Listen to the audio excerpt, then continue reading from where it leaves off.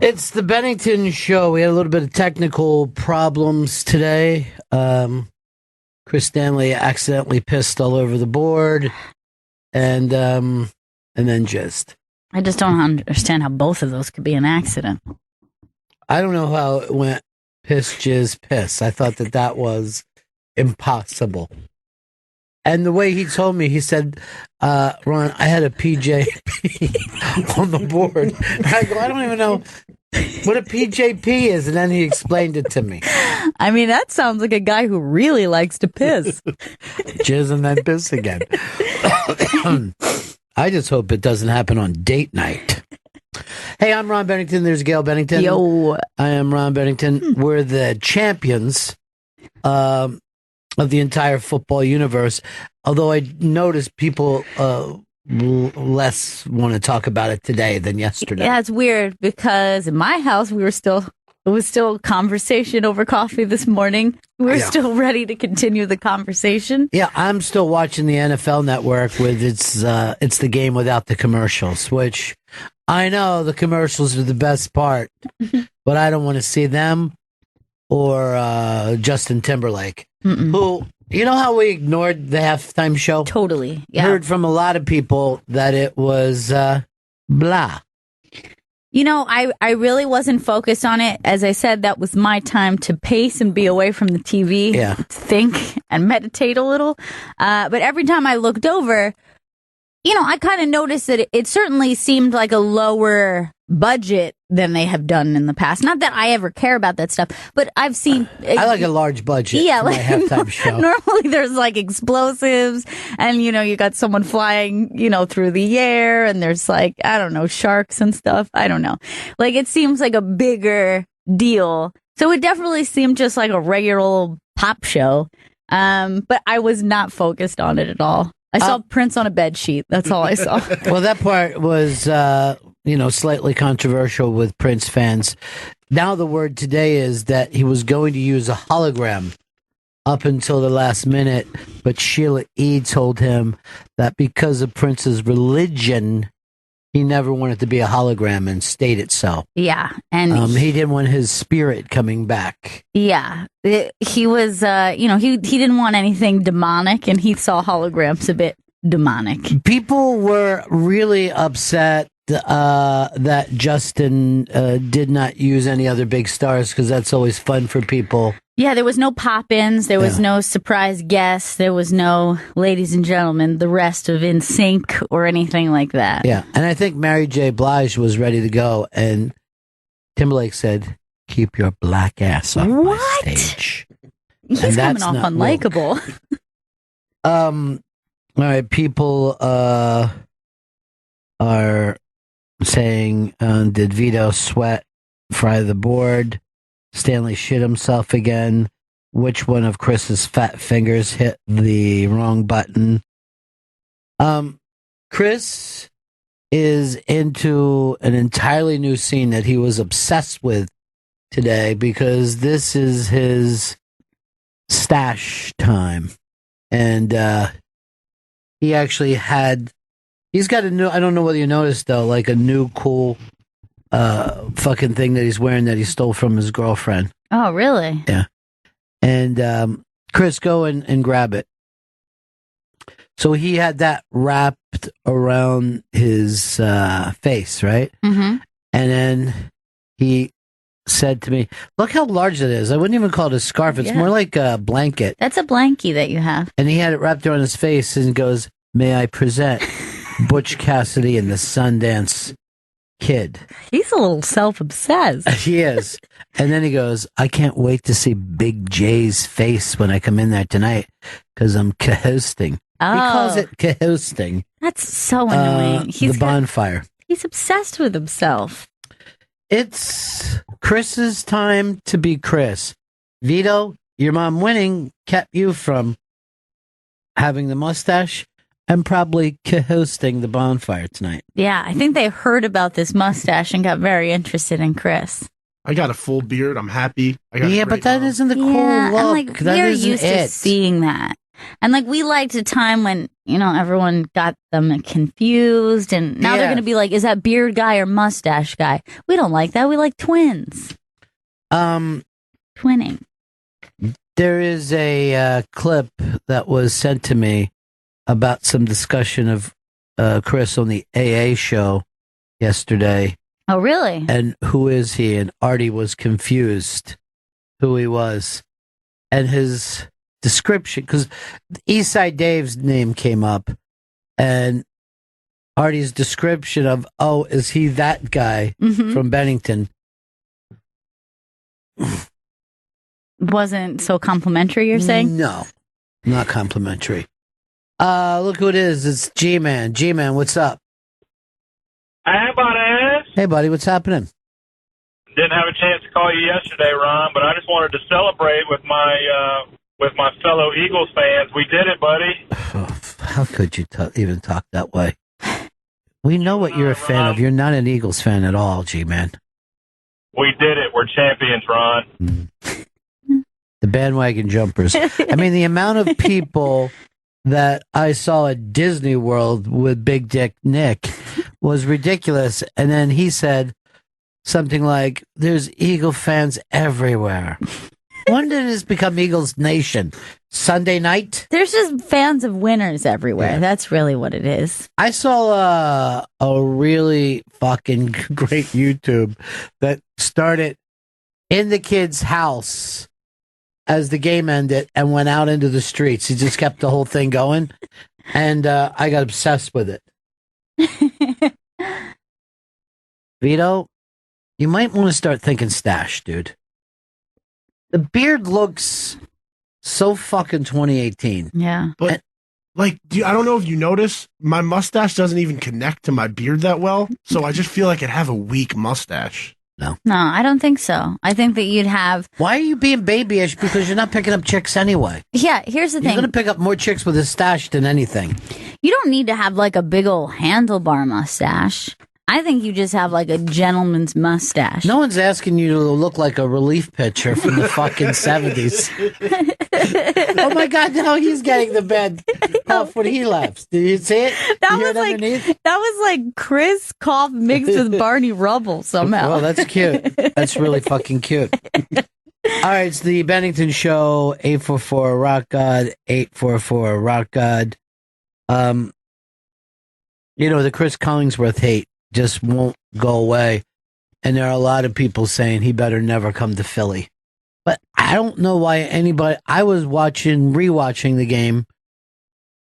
I don't know how anybody can stand that fucking dude. Well, have you noticed that no one else on any other sports show is discussing whether or not that was a valid touchdown? Like, no one else sat there and debated that Ertz touchdown. Nobody else said what he said. He wants to make himself the fucking center of all attention, not the game itself. All right?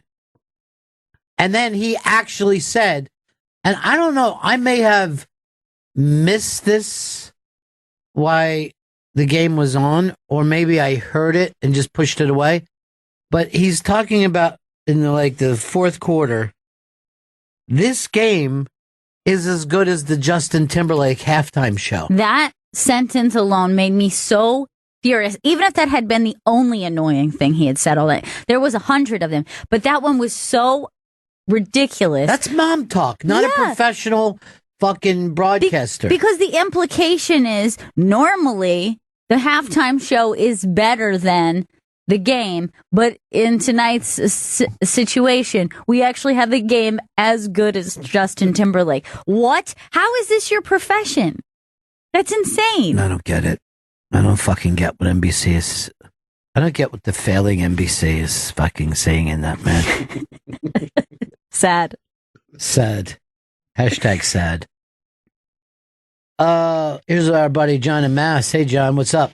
Hey, buddy. I just want to tell you, I'm not a bandwagoner, but I just want to say congratulations to you and all the other fans, and I'm so happy because I'm from Connecticut originally, and I'm just so sick of hearing the Patriots fans crowing, and they're all just walking around dumbfounded the last couple of days in disbelief, like So it's great, and I'm so glad you guys finally got a win after all this time, and it was just an awesome, well-fought game. Well, you know what? The funny thing is like the last Patriots wins came right down to the end. I mean, you talk about... I was so afraid of that. Yeah, and you talk about, like, the excitement level of these fucking games, you know, for the last game of the year. Because people used to bitch, like, oh, the Super Bowl's the worst game of the year. And, like, for, like, the last, I don't know, 10, 12 years, it's just been crazy good. Yeah. That was a great game. And every year they try to say that Super Bowl is the best of all time. Yeah. Starting to have a wrestling feel about it, if I'm going to be honest. This time it was true. Later. Great show, too. Later. And it's also really funny that immediately people are talking like one game or two games. Like now no one's acting like the Vikings have a chance. Yeah. They were just picked to beat the Super Bowl champions. Like everybody's analysis is always so fucking crazy. Just crazy talk. Yeah, I mean, I think if you're coming from the perspective of an Eagles fan, feeling cautious about it, leading up to it made sense, right? You're like, anything could happen. Right. This is not a guarantee for anything. Like, it's okay to have a little hope, but let's brace ourselves for something bad. But if you are not a fan of either team, you don't have your heart in it, I definitely would not have said there's no way the Patriots lose this game. You know what I mean? Like, I don't think it was that much of a squash. When you're looking at the Eagles season, the only thing they're going off of was the storyline of losing wins. That's the only thing they were going off of. Like, oh, can't happen. Why don't they just trade Wentz? Stinks. His knee stinks. I'm not saying he's bad, right? But he's got a stink knee. But you know, he did convert that whole team, and that's why they play so well. I don't know if that's true, dude. I saw a thing. This was not a recent one. This was like from a couple games ago. They're on the road, and they did a thing where they were baptizing some of the players who were not yet baptized. And they were rededicating their life to Christ in the hotel pool, and the whole team was around them, and they were saying this was, you know, Wentz's doing. Wentz, like, got the whole team on the God Squad. Here's the weird thing. What if you found out he got the whole team in the Scientology? I know, that's the really strange thing. But it's so funny, but it works for them. I mean, I don't know what, but it's like, it's really brought them together. Yeah, but here's the thing. And I hate to come on as Catholic in this, but God is not looking at a swimming pool at a fucking Ramada Inn. There's a way to do things. You just can't say yourself, oh, our fucking tight end baptized our guard. I know. And like, here's the thing. It's a baptism, but a lot of those people are wearing like shower shoes and stuff. I mean, that's not true. A proper baptism. There's only one baptism, and that's by fire in the world of sports. Gary in Florida. Gary. Yeah, I was just making a comment that Cris Collinsworth's best days is when he was in The Wizard of Oz playing the Scarecrow. Oh, you don't want any of those apples. They have worms. That was the weirdest scene to me. Yeah. I fucking hated those trees when I was a little they were kid. really, really scary. That made me get up off the floor and go sit between my parents on the couch. Long before those flying monkeys showed up. Bum bum bum bum bum bum bum bum bum bum. This is a weird thing. Your aunt, how old is her little girl in Florida? Oh gosh, I think she's about 11. I think she's about 11. I'm going to say 10 or 11. So the day of the Super Bowl, she had to take this kid to a concert, right? Mm-hmm. That the little one was freaked out about. I had to see it. It's someone I've never heard of before, who's gotten zero radio play, sells out this giant fucking place of screaming little girls because they're a YouTube star. Yes, it looks like a massive show, all filled with young girls going apeshit for this kid, Jacob Sartorius, who is the Notorious Sartorius, they call him. Sartorius, I think it is. Yeah. And he is like a huge YouTube star. And my aunt said the entire place is filled with little girls screaming their heads off. And she claimed that my cousin literally cried through the whole show. I wore that hoodie to school this morning. He's a baby. I didn't think he was going to be this young. These kids bypass radio now. They bypass it completely. They bypass record deals. See how many hits this has, Vito? Got 17 million hits. Holy shit. 17.5 million hits? They seem like any kid I've ever seen in my life. And the video starts with him jumping the turnstile, which, as we know... not getting your ass arrested. Yeah. Pocono Joe. Ronnie, hey, first, congratulations to you and all the Eagles fans. Being from Pennsylvania, I'm pretty much aware of the rabid nature of them. As a matter of fact, my dad was an Eagles fan all of his life, and 3 years ago he died on Easter Sunday morning, and we buried him with his Eagles blanket that he always sat with on his chair. Oh. And the night of that Super Bowl, my sister and my mom called me up, and they're crying, and they're saying how they wish Dad was there to see this, and that he didn't get to see it, but they know he's somewhere seeing this and he's happy. Now, didn't explain that I'm a Cowboys fan and he's an Eagles fan, and we always went at each other, just like I know you don't like the Cowboys. So I told my mom and my sister that night, I said, I don't fucking care. I wish the Eagles team plane would have ran into a mountain on the way to Minnesota. You're a good man, Pocono Joe, and that's a very sweet story. Thank you, Ron. All right, take care of yourself. Sometimes you remember your dad with hate, I guess. Yeah. I don't know. The Notorious Sartorius, is that his name? Sartorius. Jacob Sartorius.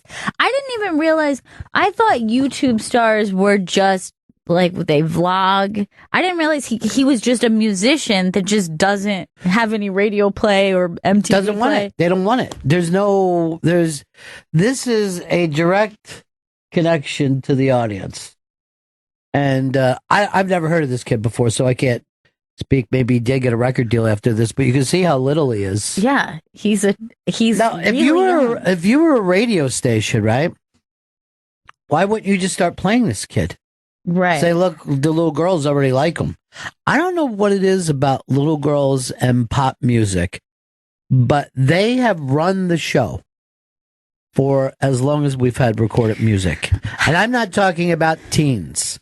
Right. I'm talking about preteens. Yes, preteen girls. And how is it that they know how to behave within pop culture? For example, nobody teaches the next generation, okay, here's the heartthrob, and you guys go crazy, and here's the band, and when they come out, you guys cry. No one teaches them to do that. They're not mimicking, let's say, the Elvis fans of before. Who acted the same way. Who acted entirely the same way. Can I give you this from a scientific point of view? Hormones. They're feeling the little hormones.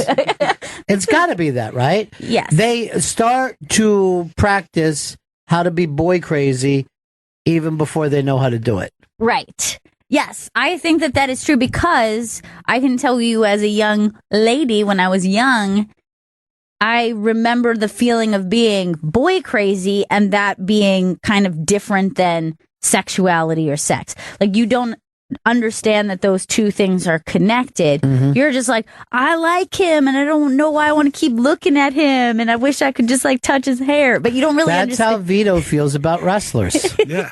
What you are talking about right now. Because Vito, you said you were always kind of attracted to boys, right? Yeah, I've always appreciated the male body. Even when you were a little kid? Yeah, even when I was a little kid, I was like Shawn Michaels is in great shape. I always thought Randy Orton, if I could have one body, it would be Randy Orton's body. On top of you? I mean... Now, why don't you just say to yourself, perhaps I'm gay? Is that something you're not allowed to because of your Catholic background? No, I don't. I think like a guy can have an attractive body and be in really good shape, but like there's nothing I find appealing about like making out with a dude. And yet you don't make out with women. This is what I'm telling you. But I've enjoyed making out with women in the past. Mm-hmm. Mm-hmm.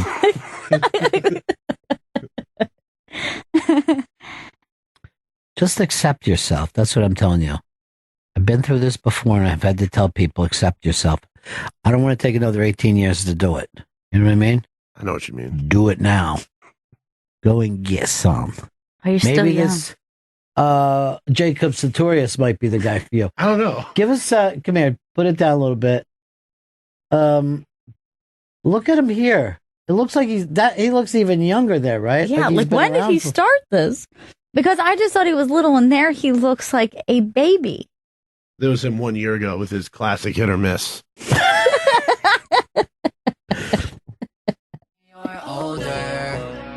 Look, he's riding in the back of a car instead of being a rock star who drives a car. That's hilarious. Dude, that is so funny.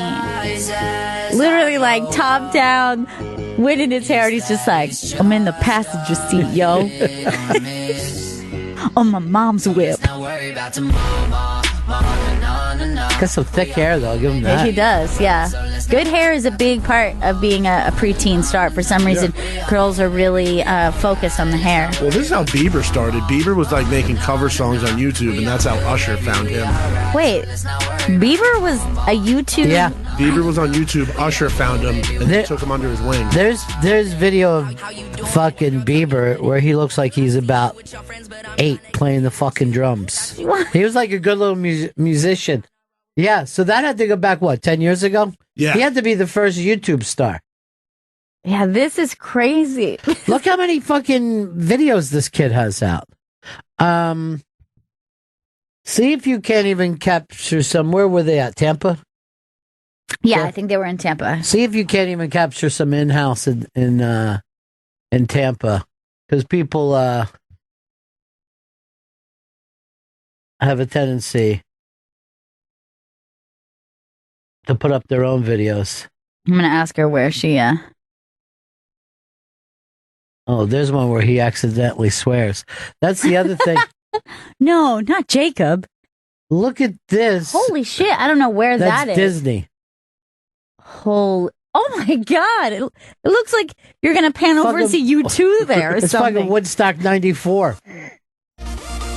That's ridiculous. And it's just tons of little girls and their parents since they're not allowed to go by themselves. Like every other person is going crazy, and then the rest. Yeah, are have you ever seen that? You see this thing of just a dad sitting there while all the kids are going fucking nuts. Chris is still working the phones back there from the mess up today. I hope you can all hear us right now. If you're just tuning in right now, Chris had another one of his PJPs his on our board. PJPs. Look at this kid's fucking knees are hanging out too.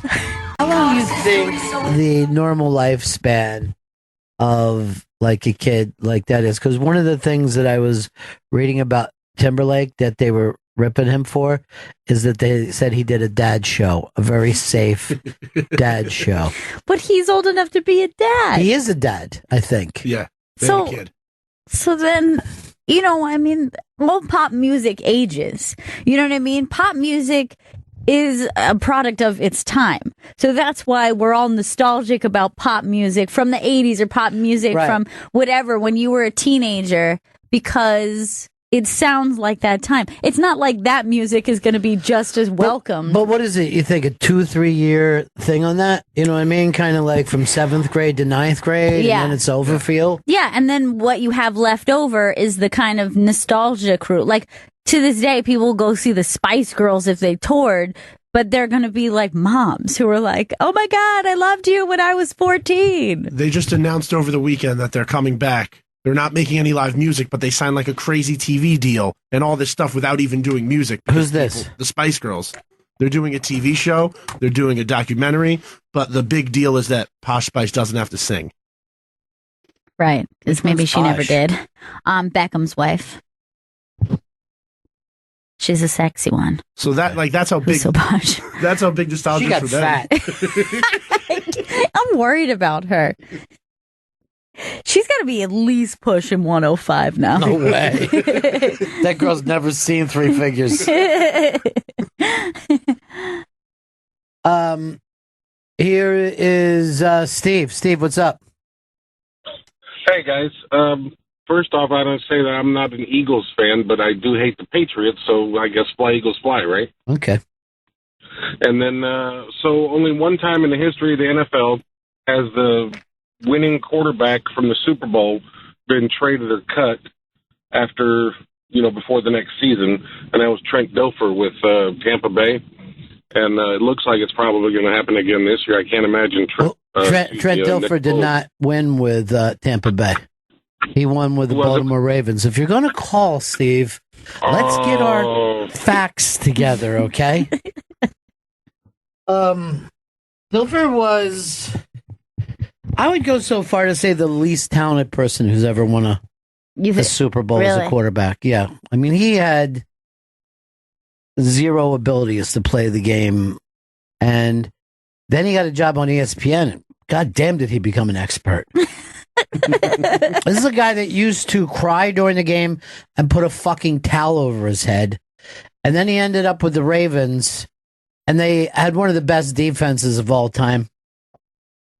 Right place, right. He didn't turn the ball over. He just handed off short passes. Did not win the MVP, but because the person who did win the MVP was a murderer, Dilfer got to say, I'm going to Disney World. And then, that should have been the end of his life, career-wise, but because he had that one ring, he gets to go on after Monday Night Football and just be disgusted with whoever just played the game.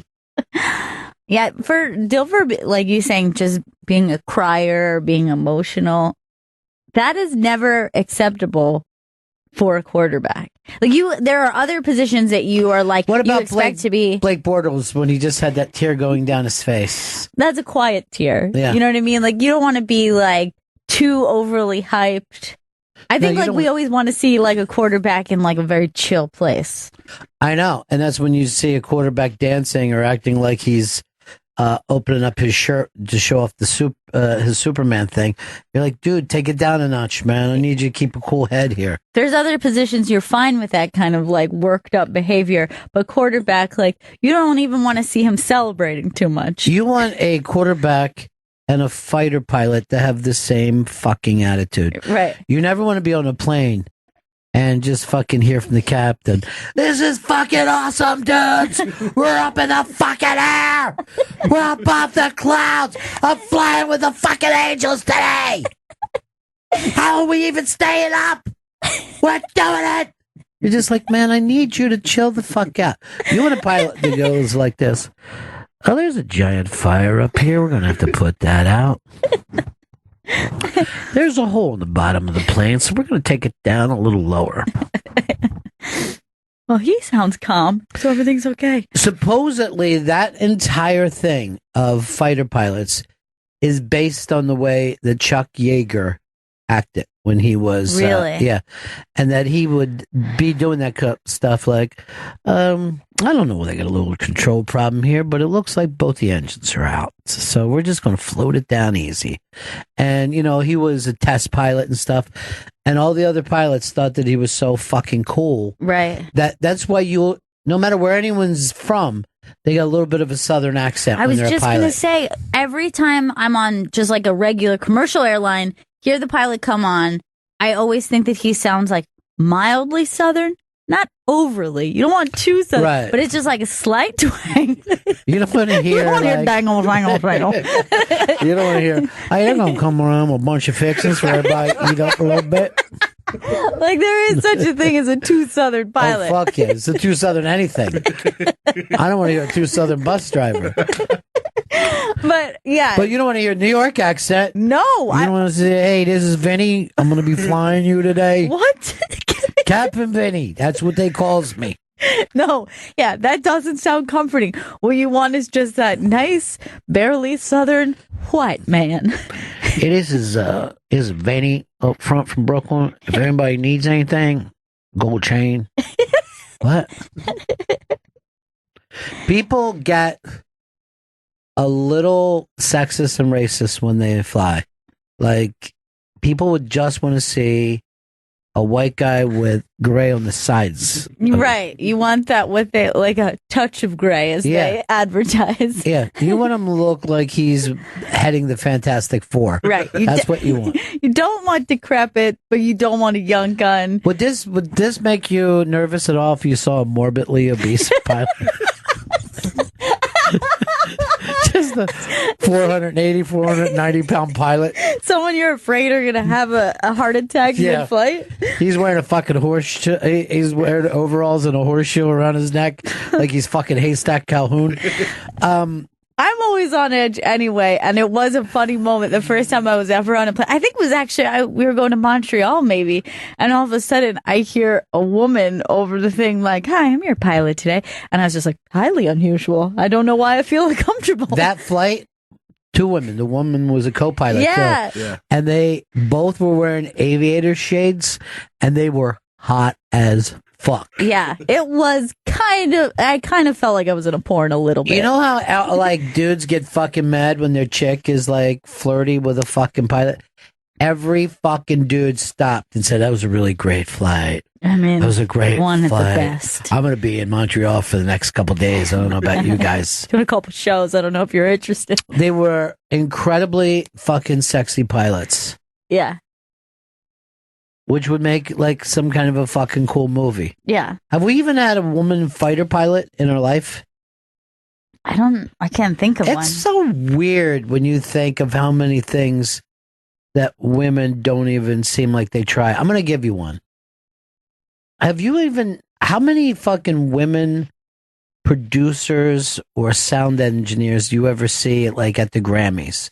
You know what I mean? Like there's never a thing where a woman I can't think of a major fucking record that a woman has produced for somebody else. Now that might be my own prejudice. Right. But it doesn't seem like something that needs to be masculine. Right, of course not.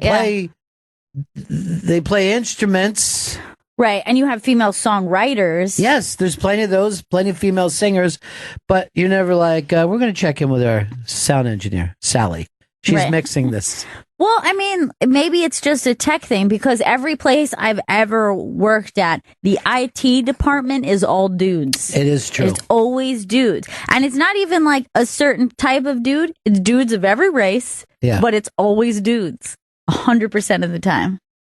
I've never had like, something messed up with my computer and just like a lady showed up. And I'm like, oh. Move. Move. There were no video editing majors that were women that I can think of in my college. Really? I'll tell that to Gail's aunt and see how that fucking goes down. There are plenty of female. I just meant this one college. Then why bring it up? Yeah, that's fucked up. And why steal Hard Rock Johnny's fucking tonality? Did you notice that? I had Johnny when he backpedals. No, we do have some nice bakers. Did you see some of the baked goods we have here? Yeah, this stuff looks delicious. That was from our intern, Becky. Becky, this looks amazing. This is celebratory for the eggs. Yeah, I'm going to do what is it, a banana muffin there? There's a banana muffin. There's a peanut butter chocolate. There's some little crumb cake muffins, too. Yeah, it's looking pretty serious. I'm also impressed by the sheer quantity of baked goods in this room right now. Like that takes a while. You're talking about multiple oven trips. I feel like, and I'm going to look at this here. First of all, the presentation, I like to see them all up, not some of them knocked over like this.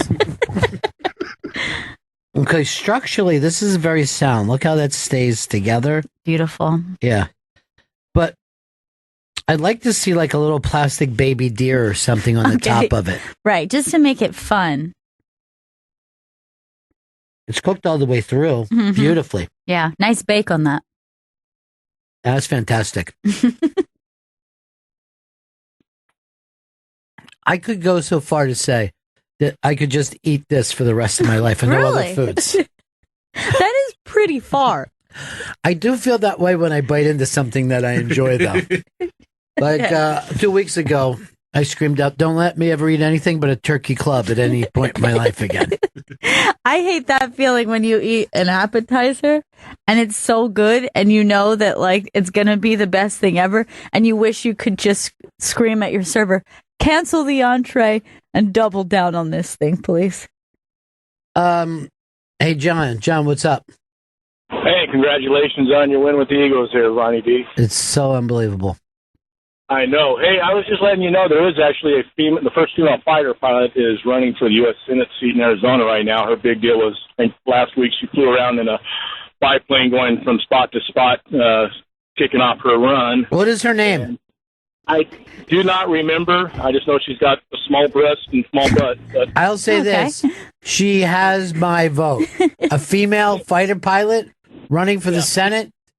That's fucking you cool. probably don't want to get in a fist fight with her in a bar after a couple, but and then Chuck Yeager was the first pilot to shoot down, U.S. pilot to shoot down a German-powered rocket plane, or engine-powered plane in World War II over Germany.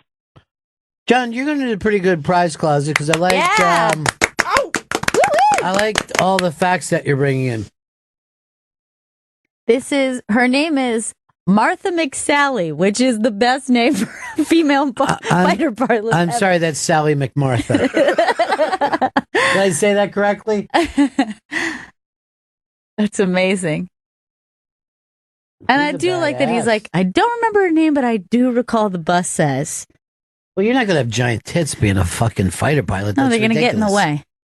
Nobody needs that. Rocky, what do you got? I got that and 2 cheese slices. Hey, Linda Perry of Four Non-Blondes, is now a producer, and she did Pink's album.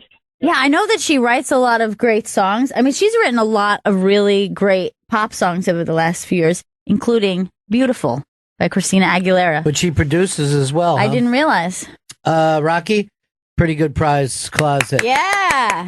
'Cause I'm beautiful, never single way.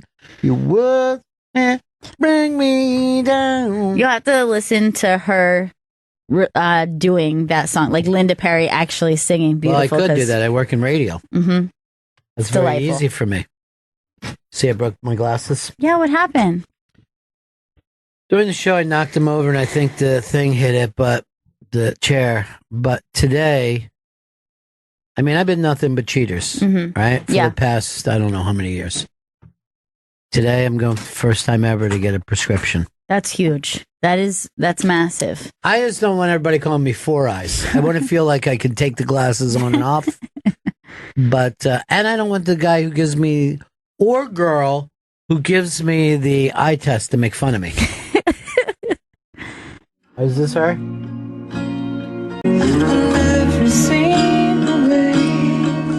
Linda playing Beautiful, like, hit what the are you doing, dude? head. Yeah, it's from this a is on. documentary. I didn't realize. Go to the one where she's performing it. Look, probably. I got Chris on the phone constantly. I can't have him in here today. The next one down, Vito. Go back. Are these for me? Yeah. Oh, great. I got these tiny little fucking John Lennon glasses.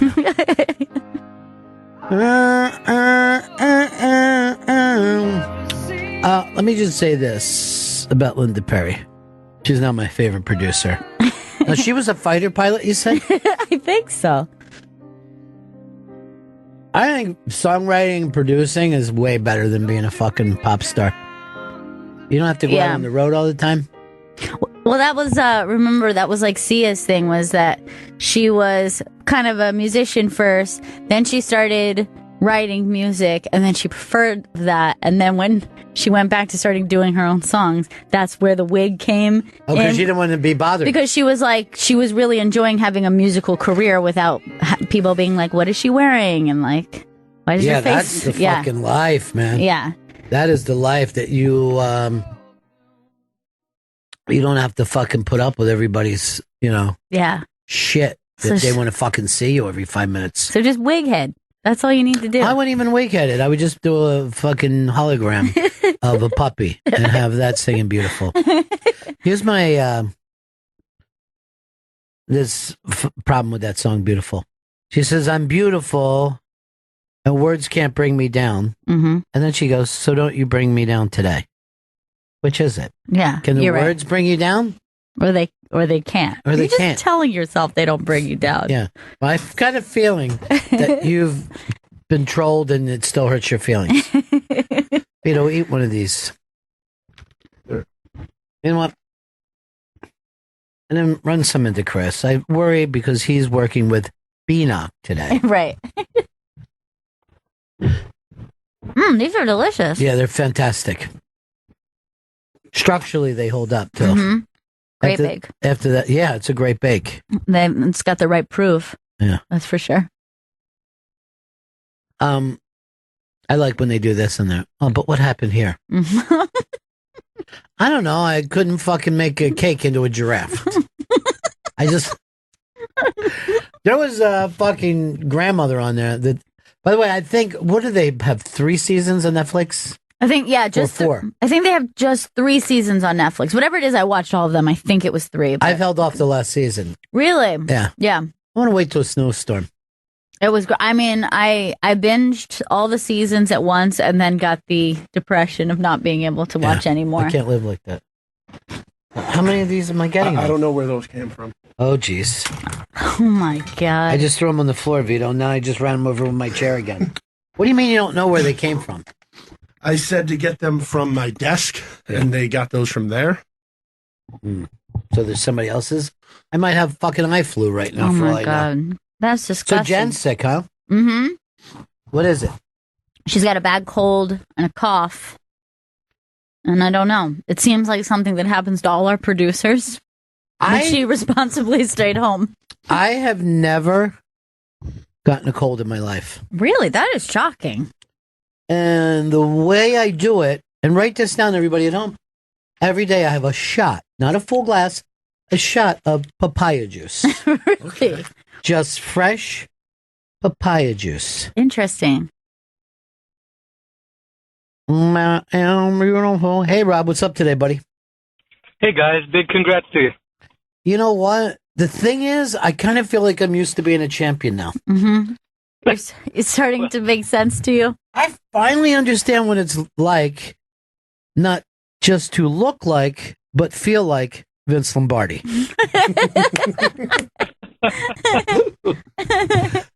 What can we do for you today, Rob?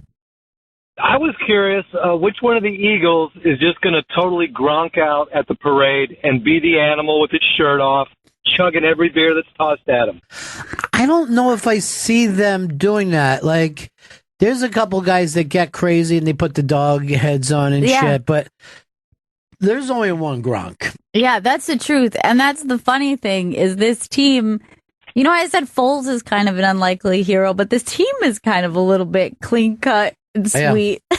Except for, you know, some of the white linemen like Chris Long that just tatted up. And, right. But look at him. He's a family man. He is. He's kind of a sweetheart deep down. I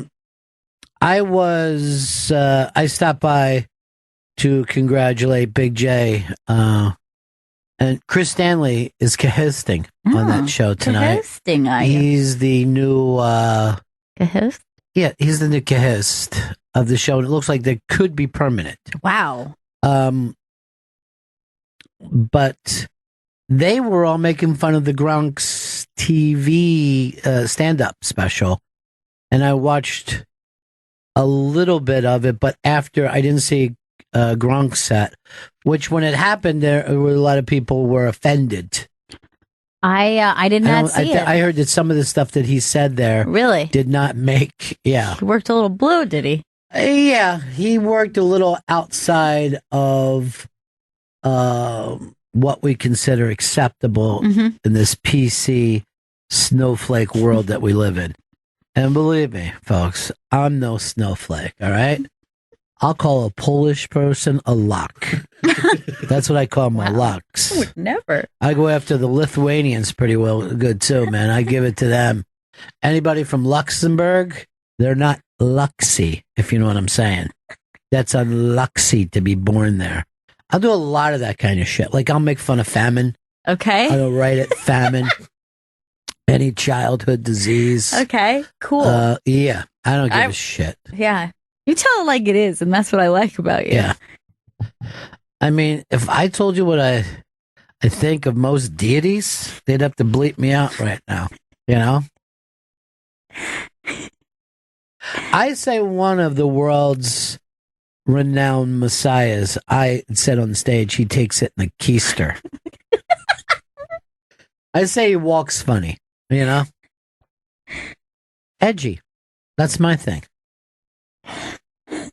I mean, somebody's got to go there. You know what I mean? It's not for all of us, but it's great to see someone who can. By the way, that Nikki Glazer thing was so funny yesterday. She's a very funny person. She's going to be on the same channel now, the Comedy Central channel with Big J and Chris Stanley. That's very cool. Yeah, I mean, that was a great Unmasked.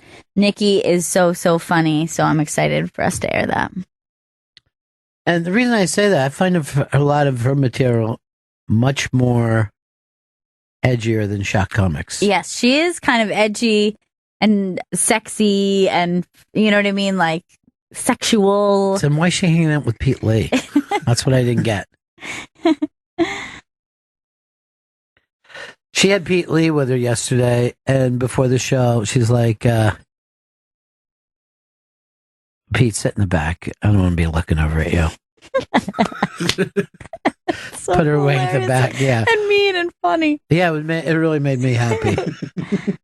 Put him in the back, please. I love Pete. Me too. He's such a sweetheart. Pete is one of the guys that I tell if something gets made, I want to be the next door neighbor or his dad or somebody that's cranky. He seems like he's going to be that guy, though. I will tell you this. He immediately agreed that, yeah, I'll give you the part. I don't want to be in an uncomfortable moment now talking about recasting it. He just gave it to me. I'm going to try one of these minis. No, there's like a chocolate peanut butter situation that might be a little too rich for my blood, but it looks good. I do like chocolate and peanut butter. Well, it's the perfect combo. But first of all, these are beautiful. Now, if you added a little butterscotch to this, they could be Ron Bennington. I know. Man, I said I wasn't going to have one, but then I just smelled it, and it smelled really good. Oh, that's very well. That's very well done. Good. Very consistent. Nice shine to the top. Yeah. Even some inside. That's remarkable.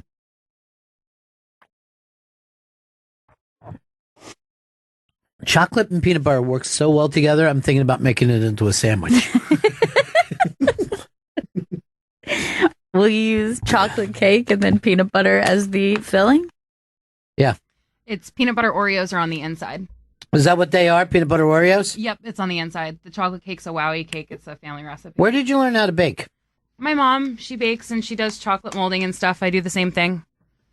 Oh my God. I always bake in bulk like that. Why would you be interested in radio when you could do something this good? Because then it would take away the fun of it. The thing about radio is that it could be fun and work for me. I think baking, it wouldn't be as enjoyable if it were work. I've never had fun on radio. I just consider it a burden. Man, these are crazy good. Thank you. I consider radio my disability, and I'll always park right in front of a Whole Foods. And they go, what is your disability? I go, radio. I go, I'm doing it every fucking day now for 3 decades. It's terrible.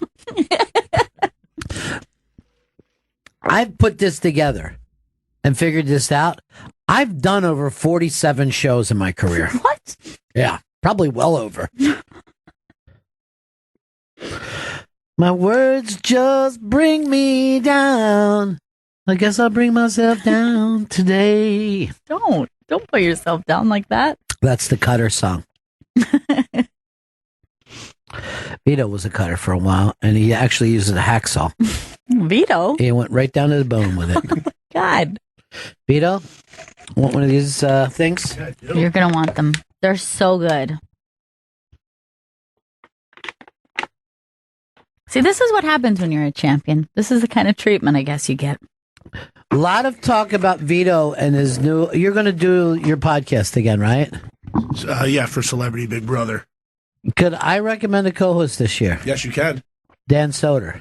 Oh, he that'd be seems good. to be open. Chris has been taking his gig a lot on the bonfire. Yeah, I would do that. I would love to be with Dan Soder. I feel like you guys would have good chemistry together. And he actually knows about wrestling. He doesn't pretend to know about wrestling like my other co-host, my former one.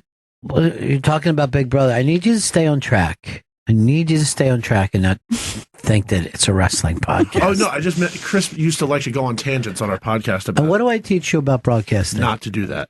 Because there's no one listened to your show, and there was no one to know that you went on tangents. But in broadcasting, you have to just imagine that you're introducing things to people all the time. Not that they know your every move. And I see where it comes from because I saw your mom yesterday go like this. Now let me ask Chris the question, and it could be worth a point. That Leslie, you don't have the jurisdiction. Leslie's little hat yesterday made her look so adorable. She is such a stylish woman. Yeah. She's so stylish, so but it was like a foxy. little 1960s motorcycle cap. Yeah, it's like kind of like what was the movie where it's like the mods and the the like Who thing? Yeah. Quadrophenia. Yeah. It was like the other gang. Would you ever on the Rockers? Yeah, the Rockers. Yeah. Well, it's definitely that era that you saw that little kid because people would wear even with go-go boots. Mm-hmm. I'm like, what happened to that look? It's fucking cool. She said it was her disguise yesterday in case Chris saw her somewhere in the lobby or the hallway. Smart idea. Yeah, she's a stylish lady from the 70s disco scene. She was a 54? Yeah, she was VIP there, opening night. Why don't you try to get her booked on Studio 54? I tried to talk to somebody about it. I got to talk to them again because I know she would love to be a part of that. I think she actually emailed somebody about doing it sometime. Well, the thing is, they seem to be very cliquey. I listened to them. They're somewhat cliquey. And I had no idea there was that much disco I'd never heard before in my life. There's a lot of disco out there. And it kind of kept going. You know what I mean? Like past the era of disco, like... Yeah, they'll say, like, here's a picture of Studio 54 in 1986. And you're like, that was still open then? What are you talking about? Some people just in there still living the dream. I was listening to a countdown not too long ago with 80s on 8, and I'm like, how could I not know these songs? But it was just like today, and like they take it like here's the top 40 from a certain date. Really? Yeah, and there's plenty of 80s. And it was top 40 music of the time that you don't remember. Well, yeah, because we were in the lower, right. 40 to 33, and I'm just like, Jesus Christ, I didn't even know Kansas still had a hit in this year. You know what I mean? Like, what is Kansas still doing hanging around? You know my favorite on 80s on 8, right? Who's that? Martha Quinn. Oh, yeah, that's right. You love Martha Quinn so much. Wait, the country loves Martha Quinn. I just happen to be one of them. She's a treasure for sure. I mean, that to me is like saying, this might sound weird, but I'm a big Beatles fan. I'm a Beatlemaniac. Taking it too far. Yeah. That had to be the dumbest thing anyone called themselves, a Beatlemaniac. I know, because why did they even go with maniac? Like, it's not... From Beatlemania. Yeah, but even so, it just was like... It seems like you could have had some sort of, like, alliteration or a better pun or something. It was a different time. It was the 60s. I mean, there was riots taking place, Vietnam, people going to the moon. It was fucking nuts. No one had time to sit around and think about alliteration. The world was changing. Women's lib was happening. TV commercials. They always try to bring back like the commercial from the time. You're like, why is that fucking important? This was like a conversation me and my friends had when we were in college, and we were talking about so much about the art that was so focused on the 60s, and then the art of today that is like still inspired by or about the 60s. Pop art. And just how It's like you, as an artist, are always just like living in the shadow and the wake of that cultural phenomenon. Like we, as a country, never really got over the 60s. No. And people who were around during it take credit for it in a way that's just very funny. Like people who were like 5 years old are like, hey, I'm from the 60s, okay? Yeah. And it's a very funny thing. Yeah, I was in the 60s, but I was watching Beverly Hillbillies. Right. And Batman. But there are plenty of people your age, like, look, in my day, we had free love. And you're like, you're talking about when you were like 4. Look, let me tell you something. It wasn't easy for me. I was on the playground during Vietnam. I got a lawn dart fucking thrown in my thigh, so don't tell me about the 60s.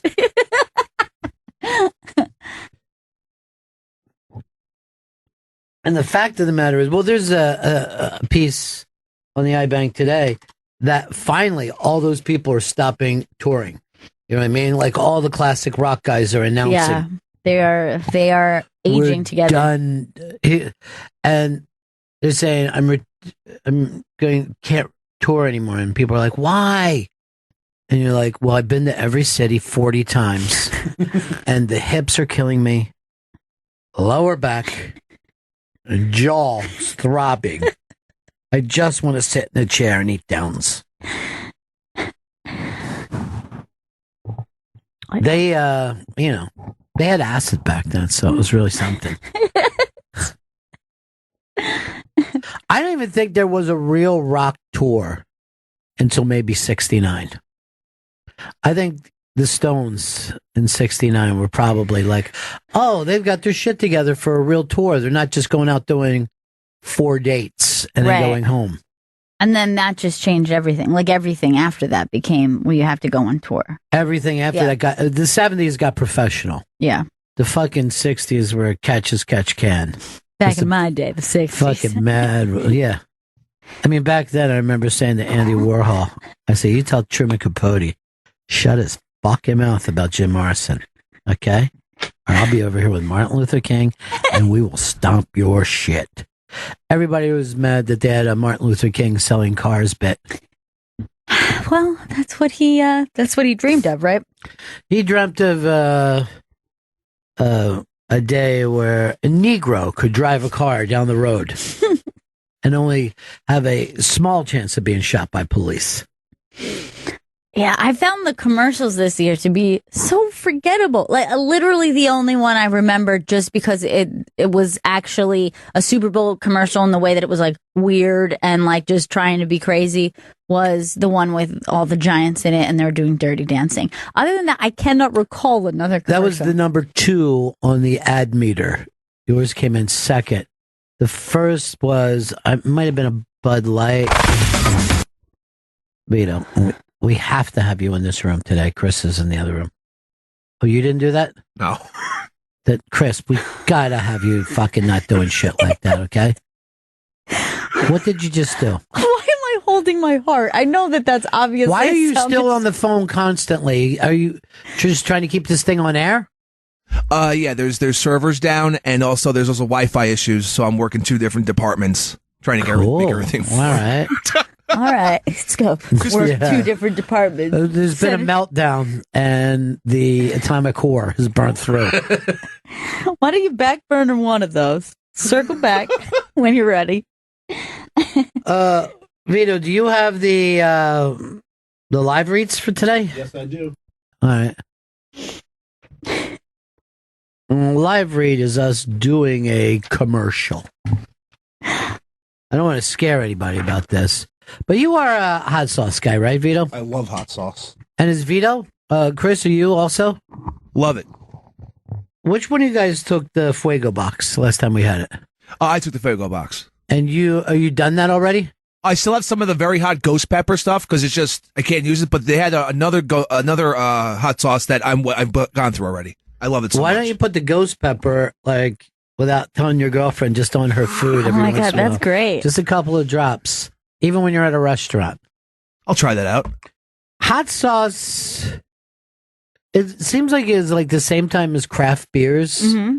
Hot sauce got craft, and that's how Fuego Box came into being, because I'm betting either you love hot sauce or you know someone who loves hot sauce.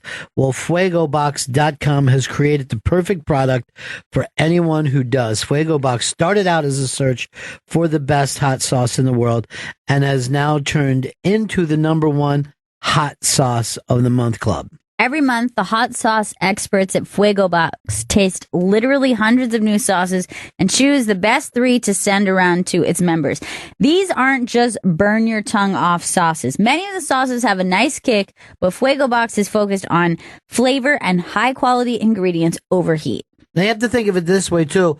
Most of these hot sauces you wouldn't be able to find on your own, because a lot of people know how to make them, but shipping them and getting in the supermarkets is a tough thing to do.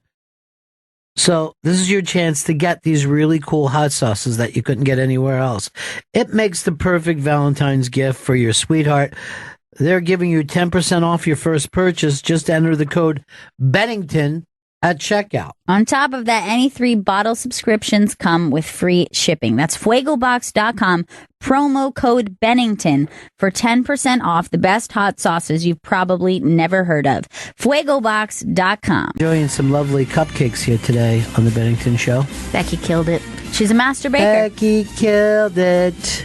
Let me ask you this. Why is a cupcake acceptable as a breakfast? Why isn't it? A donut is acceptable, but a cupcake, you're crazy. Yeah. I have a couple things like that that I will eat for breakfast, and I hide that away in shame, but I don't think it's any bit as unhealthy if you're looking at a donut, you're looking at a muffin. There are a lot of breakfasts that are just terrible for you. A stack of pancakes is just bread covered in sugar. Delicious. But I will eat a cupcake, I will eat a leftover birthday cake, and I will eat a leftover slice of pie for breakfast, and I don't feel bad about it. Then do it in public, buddy. No. Do it in public. I'm ashamed. At a diner, say, I'll have a blueberry pie. Oh, no, I won't. Well, then give me a blueberry turnover. Yeah, And exactly. then it's acceptable. Here's, Aaron, I'm going to give you a weird one. Steak and eggs, acceptable, right? Let's say steak and eggs and home fries. Acceptable breakfast, right? Take the egg off and everyone thinks you're a lunatic. You know what I mean? So now you have to add calories to be normal. Like, can I have steak and eggs, but no eggs, please? Here's something. How come you can eat steak, eggs, and a potato, but then if you replace that from hash brown or home fry and go mashed, insanity. Mashed is insanity. I know some people will let you put a French fry instead of home fry. But that's easing its way into society. But you're right. A mashed potato first thing in the morning or a baked potato? I'll have eggs and a baked potato, please. Vito, and I get a feeling that you've done some odd things in the morning. Oh yeah, I mean I've eaten dinner for breakfast. But what about just on the regs? Not a crazy day, but is there a weird breakfast that you do? Yeah, I eat grilled chicken, brown rice, and broccoli at like 10 a.m. usually. Sick. That's really gross. That's sick at noon. You haven't even you don't even have the decency to add an egg like we're talking about. Right. No, but it's just like the way I look at it. It's the best. It's a nice way to start my day. We're on air 12 to 3, so I don't want to eat that grilled chicken during the show. So I get it done at 10 a.m. Doesn't bother anybody. Nobody else feels the pressure to eat grilled chicken all day. I love grilled chicken. Smells awful. Yeah, you look like it. When I look at you, I say, there's a guy who eats a lot of grilled chicken. No sauce, just very healthy. Yeah. Oh, he's fantastic with that. But why can't you can have a breakfast sandwich, right? But not an actual sandwich. Now you could get egg, ham, and cheese on bread for breakfast. And was like, oh, you're having a nice breakfast sandwich. Again, you can't take the egg off and just have ham and cheese, right, for breakfast. You can't. If you do that, they may lock you up. They may come for you in the middle of the night and take you away to the nut hut. Now a pork fried rice has scrambled egg in it. Yeah. So Right. why can't that also be thought of as a breakfast rice? What about the places in the world, and there's most places in the world, who don't have a big breakfast? Yeah. Only the United States thinks you just woke up, you need a massive amount of food to get your day going. Yeah, the cowboy breakfast is an American idea of this, oh, I'm a farmer. But most of us aren't. Right. And so we eat these giant breakfasts, and then everyone else eats kind of light, and then they go heavy on the lunch. When I was in Italy, it was like the one thing that I was like, oh my God, it's so amazing here. I thought Rome was an incredible city. And then the more I was there, I was like, I don't think I could live in a world where there isn't breakfast. Because they don't even do a big coffee. You drink an espresso. Yeah, but they're really cranked up, right? Yeah, they're cranked up. is fucking meth. But the craziest thing is you'll see cops standing on the corner, construction workers, and they have these little to-go espresso cups instead of the way you would think of a construction worker. We do have large cups of coffee. We have really big cups of watered-down coffee compared to what they do. Yeah, because they have a strong, immediate, like a Cuban coffee. Right, exactly. And you're talking about having like a roll, a croissant. Do they put anything on it? Not really. No. Not even like some jam or butter? They have like just like a little piece of something, either a roll or a croissant or some sort of little bread. No one there fries an egg under any circumstances. I could not get breakfast. I could not get breakfast anywhere I went. Madness. That was the only problem that I had. Everything else culturally, this is pretty great.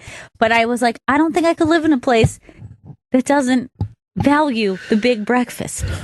And yet they have a much bigger lunch than we do. Massive. They'll have like a huge bowl of pasta for lunch. Okay. They'll have here's a weird thing. How come again? You can eat leftover pizza for breakfast. Nobody's going to bitch at you. Mm-hmm. Can't have a leftover spaghetti. Can't have a leftover lasagna. No, if you had like any other cold Italian food other than pizza before noon, I would say that's really weird. And you can't really have a drink before noon. You can't. Yeah. Unless you're talking about like 10 or 11 on a Saturday or Sunday, and we're not talking about something straight. We're not talking about like you're doing shots. If you're like drinking a mimosa at 10 or 11. There's no reason to ever drink a mimosa. It's fucking stupid. Are you drinking or not? A little bit. Yeah. That does nothing for me. Mostly with orange juice. Why can't you eat cheeseburgers for breakfast? That's what the sausage, egg, and cheese, or the Egg McMuffin, is the breakfast version of a hamburger. Yeah. And the guy who invented that is considered a genius in that world. Yeah. Because he suddenly opened up a new business from them that didn't exist from like 5 a.m. to 11 a.m. And God knows how much money they've made over the years. Yeah. Elon Musk is shooting off the largest rocket of all time at 2:00 today. I believe it may be streaming. I don't know whether it'll be on TV, but he actually said this. It's either going to be the largest rocket or you're going to see the greatest fireworks display in history. You should be watching either way. So let's make sure we get a chance to see that. Hey, Steve. Steve, what's up, buddy?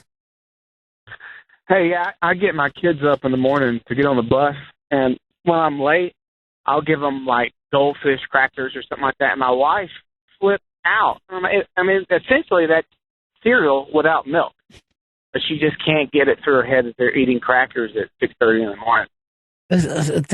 He does have a point. Cereal. I mean, I guess once you get past the Cheerios and cornflakes, right? Right. Are very weird. You know what I mean? They're very unbreakfasty. Yeah, and like, why is the addition of sugar to that you get the make energy it from sugar. breakfasty? That gives you the energy you need to make it through the day. Hey, Drew. Drew, what's up? Hey, Ronnie. The German breakfast is kind of crazy. They do like our lunch for breakfast. So it's a table full of cold cut, bologna and all that kind of stuff and fresh bread. And then they eat the soft boiled egg. They put it in a little stand thing, cut the top off, and you got to eat it out with a little fucking spoon. Yeah, what is that about? Yeah. The soft boiled egg. I mean, if you're not 80, you know what I mean? Like, I understand why at 80 you're like, I need the gummiest stuff I could possibly have. I actually like a soft-boiled egg, but for some reason, eating it out of its shell is pretty gross to me. Like if you are saying a soft-boiled egg and it's on something, fine. But something about eating an egg out, like using the shell as the bowl, for some reason, very gross to me. Now, that Army Hammer gay movie, Call Me By Your Name, he's a big, massive fucking American, right? I mean, I think he's 7'2", 411 pounds. They give him a fucking soft-boiled egg over there. He eats one fast. And they're like, would you like another? And he's like, yeah, definitely. And he eats it fast. And they go, another? And he goes, look, I'll just keep going if you give it to me. I don't know. And I'm like, they're treating him like he's a beast. He ate 2 eggs with no fucking sides. And yet we're supposed to believe that this is the disgusting fucking animal of a man. There's MSNBC is ready to go with it. They're shooting it off from Cape Kennedy. Oh, wow. Gail, you have a little cousin down there in school, and she told us today that the building she's in is supposed to rattle. That's how big this explosion really? is supposed to be. Wow, that's wild. Well, at least we know that he's actually shooting off a rocket this time, and we can maybe avoid the fear. The freak out fear that we had. Angela in California. Hi. Hey, guys. Hey, babe. I love to have tacos for breakfast. My whole family thinks I'm crazy. A breakfast taco? Because that is acceptable now. Breakfast taco. I'm a big fan of a breakfast taco. No, there's no eggs in my taco. So you're talking about just like you're eating like a pork tinga without any eggs. Angela, is that it? Pork tinga? I never had the pork tinga. Pork tinga. A pork tinga. Love you guys. Love you too, honey. Careful with that Mexican food in the morning. Because you don't want to be hung up on the toilet all in the early afternoon. Scott from Tennessee. First time listener, long time caller. Hey, thanks for calling, and I'm glad that you're finally listening. Pho is, in Vietnam, that's how the general population starts their day with breakfast. And this is the same pho that we eat for lunch and dinner here? Like, they don't add anything different? Or No, it's the exact same stuff, but what's funny is you order that for breakfast around here and see what kind of looks you get, Even from the Vietnamese. They're like, what are you doing? Yeah. Great American. Peace. What's all in here, Gail, do you know? Yeah, so it depends. Sometimes you will see like a beef pho, but sometimes it's filled soup? with... Yeah, it's a soup with like maybe like an udon noodle, broth. There should be no soup for breakfast. Yeah. Quite frankly, I'm not a great believer of soup. It's a fucking beverage. I mean, okay? Once in a blue moon, put it in a thermos, drink it. I want a soup, but it's very rare, and most of the time it bores me. I don't want to see people slurping their fucking soup in front of me. I find it to be disgusting. Like if they were just suddenly having milk that way. That's how I feel when I see people eat soup. It kind of always just makes you look elderly. Like, no matter what age you are, like, you look, like, frail as you eat soup. It is true. You know what I mean? Because you have no control over it. Yeah, and, like, you look like somebody should wrap you in a blanket, and you're just, like, shaking your little spoon up to your mouth. Ugh. Why have your tea that same way? Dribbling on your chin. Put your tea in a fucking saucer and just fucking... Clinton, Texas. What's up, Ryan? Be $1 million. Yeah. Congrats on your birth. Can I tell you something? This championship feeling, it's unbelievable. I feel like I could do anything now, Some people are just born champions, but... I invested heavily into the stock market just as it crashed. That sucks. I'm sorry to hear it. Hey. Did you lose a lot? You spin the wheel, you take the deal.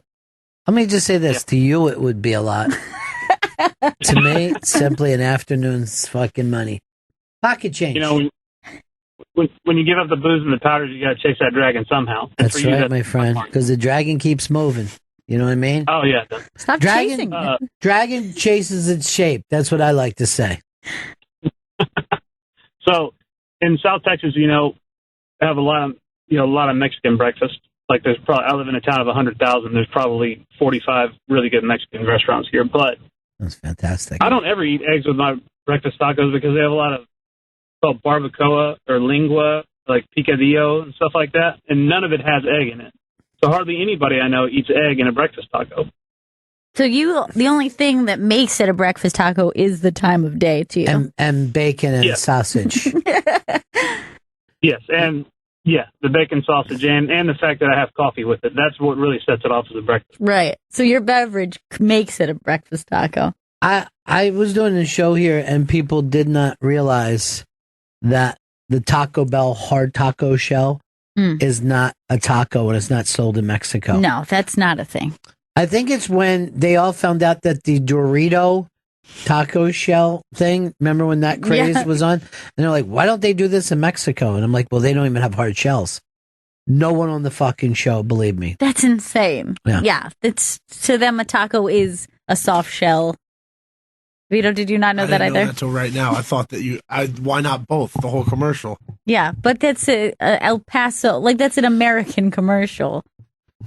I can't believe that. Yes. The hard shell isn't, they don't do that down Mexico way. Let me tell you, Vito, down in the West Texas town of El Paso, I fell in love with a Mexican girl. Look who it is. From the last place, New York Giants. It's hard for me even to look down and see Johnny from up here. Yeah. I live among the clouds now, Johnny. It feels good, doesn't it? It's going to last you for a little while. I'm high, Johnny. I'm fucking high. Oh. What do you like? Sushi tacos? Is that it, Johnny, in the morning? No, I'm a very traditional, I like oatmeal or sometimes a little cottage cheese. People look at me funny, though, with my oatmeal because I put salt in it. Hold on. Just cottage cheese? What are you, just doing a bowl full of cottage cheese? When do you eat? 1966? No. I can't even remember the last time I've even seen cottage cheese. Back when they told you that cottage cheese on a peach syrupy canned peach was diet food. The only time I remember doing that is back in the kind of salad bar craze of the late 80s, early 90s. And that would always be my dessert, would be like the peaches, the canned peaches and the cottage cheese. No, we'll just have the aged lettuce and cheese that's been sitting out for quite some time. Oh, you all right, Johnny? Oh, no. Yeah. Catching the Cris Stanleys. Yeah, the producer cough. So. But I was calling because just the weird traditional English breakfast of beans and sunny side up eggs with a grilled tomato and then some sort of pork product, like whether it's their uncured bacon or some sort of pudding. It's very strange. I think they maybe do like a blood pudding or it's a blood the saltiest sausage. fucking breakfast, and it's disgusting. You know, I've never had it. I've always wanted to try it. It's all over the city. Yeah, there's places in the city that do it, and I keep meaning to like make a date that I'm going to have a full English breakfast.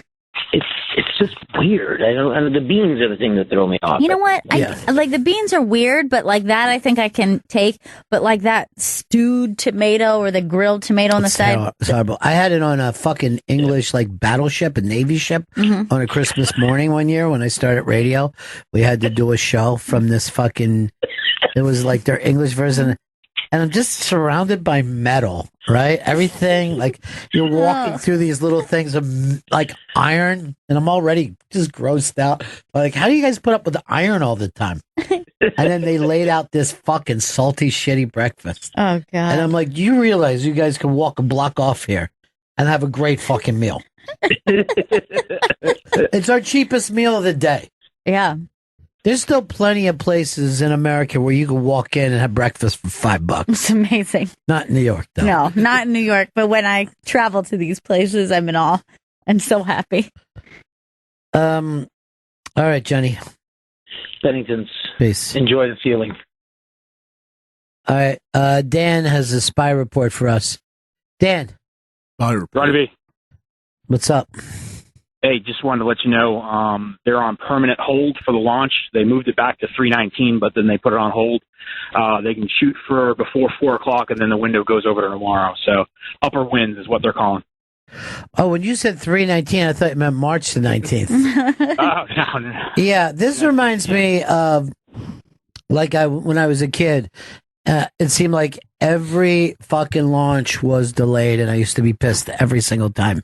Man, I was excited for this at 2. Yeah, Well, me I hope too. they do it today. Yeah, but 3/19, who cares? Yeah.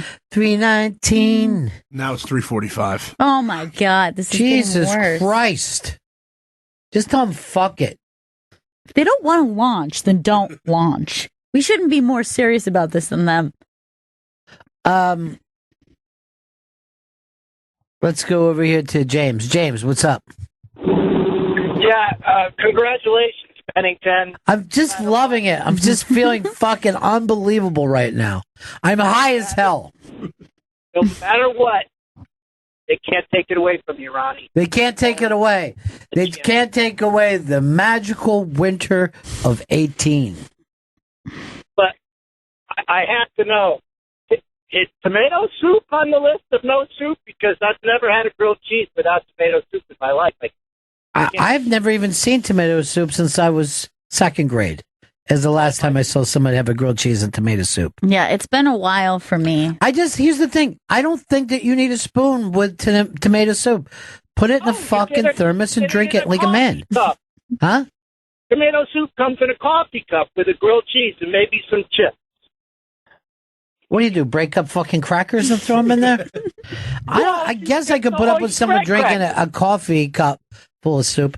I'm talking about someone spooning fucking hot liquid into their mouth. Yeah. It's disgusting. And tomato soup goes into a category of the types of soups I don't like. And that would be a pureed soup. You So don't like creamy soups. No, I don't mind like a cream-based soup, and I don't mind a brothy soup. But I'm talking about a soup that is like you just took that vegetable and stuck it in a blender. That to me is gross because it's just like baby food. And tomato soup is that same consistency where you just blended up a bunch of tomatoes. We should probably get a bunch of soups today, but I'll tell you this. I won't fucking have a soup without a hunk of roll. Mm-hmm. A big hunk of roll, too. Don't give me a tiny piece of fucking roll. I've only had tomato soup once, and I felt like it tasted like hot ketchup. Yeah. Mm-hmm. That's exactly what it is. Yeah. Why don't you just go Did into you a love place it? and say, do you have any hot ketchup? Yeah, put it in a bowl for me. And give me a fucking ladle to fucking pull it out of like I'm a cowboy. I'm pissed about the lunch. Me too. I mean, it's like one of those things I just found out about it and somehow I'm disappointed. Like, I feel like I've only known about this for like 45 minutes and I'm heartbroken. I don't know whether I'm overreacting, but I think I'm going to hang myself. No, please don't. I mean, I'm sad too, but They pushed the launch back. I'm going to hang myself. How do you kick the chair out? I never understood that part. you just start rocking back and forth, I think. Oh, okay. You just get like a little momentum. I don't even think we got anything that we could tie it on here. No, not really. We I already guess know I- these things are loose. I guess I could just hang myself off of Vito. He's tall enough. I wouldn't want to stay sturdy, though. All right, then just tie it around my neck, tie it around the bumper, and drive down the street until I'm dead. Oh, God. I don't want to be a part of that. I can't count on you as a producer, then, is what you're telling me. I mean, if you're putting it like that, then I don't want to say I'll do it, but Anything I say, I want it to be gospel. I don't know what chemical attacks where. Oh, Syria. Okay. Not here. Fucking hate a chemical attack. It grosses me out.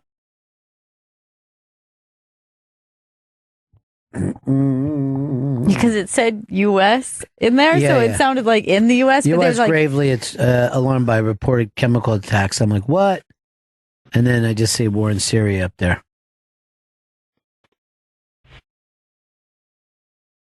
It's much more chemically there. Yeah. I got a plan for peace in the Middle East. What is it? It's called Chill the Fuck Out. And everyone just chills for a while. What if we just handed out fucking kilos of really good fucking herb and say to everybody, there's going to be more of this if you stop shooting? You know? I'm talking choice weed, you know? So choice. Fucking smelly, stinky beds for everybody. Tasty nugs. Yeah. Little nugs. Speaking of which, Chris Stanley's going to be vaping today on the bonfire. 6 o'clock, he's trying to replace Dan Soder. More like the bonfire. And today, he says that he's working with B-Knock of Wild and keeping us on the air. I think he's just trying to keep himself chill before he goes into the bonfire. Yeah. Fucking lays that room out. More like bong knock. Good. Bong Nug, he said he's been talking to all day. Make sure you have your own vape. They vape a lot in there during the show. So have your own vape. Don't be asking others for their vapes. Don't bogart their vapes. I don't know if kids still say that. Vape, I think you can. Mike, Chicago. Hey, champs, how's it going? Well, it feels good. I don't have to tell you, my friend. You remember 1986 like it was yesterday. Oh, yeah. Why was it after the game that I was happy to see your dad, Ron? It was weird. That feeling came to me. I know. I felt the same way. I'm not that, I don't live and die with sports teams, but when we get up to these points, I'm like, oh, think of how many people that I know that this is going to make extremely happy. Yeah. And then that makes me, and then like I was even thinking, because I'm joking about we're champs now. I don't really, I don't have that, but I do think about that moment. Like my dad saw them in 48 win an NFL championship. Right. And in 49. And then he got 60. And this is when I think there was like 12 or 14 teams at that time. You know what I mean? And then we never had a Super Bowl. Yeah. The only fucking team in the NFC East. And really, we haven't been terrible in a long time. But now, who even cares again? What can we do for you, Mike? Had a little launch trivia. Do you know the area code for Cape Canaveral? 666. Oh my God! You don't think? What is it? 321. 321. Yeah, that's good. All That's right, Mike. cute. Thanks for getting me to guess it. You're going in the pretty good prize closet. Yeah. Do you get 1 point for that, or? Yeah, I think you do. I think you get a point. Lou in PA.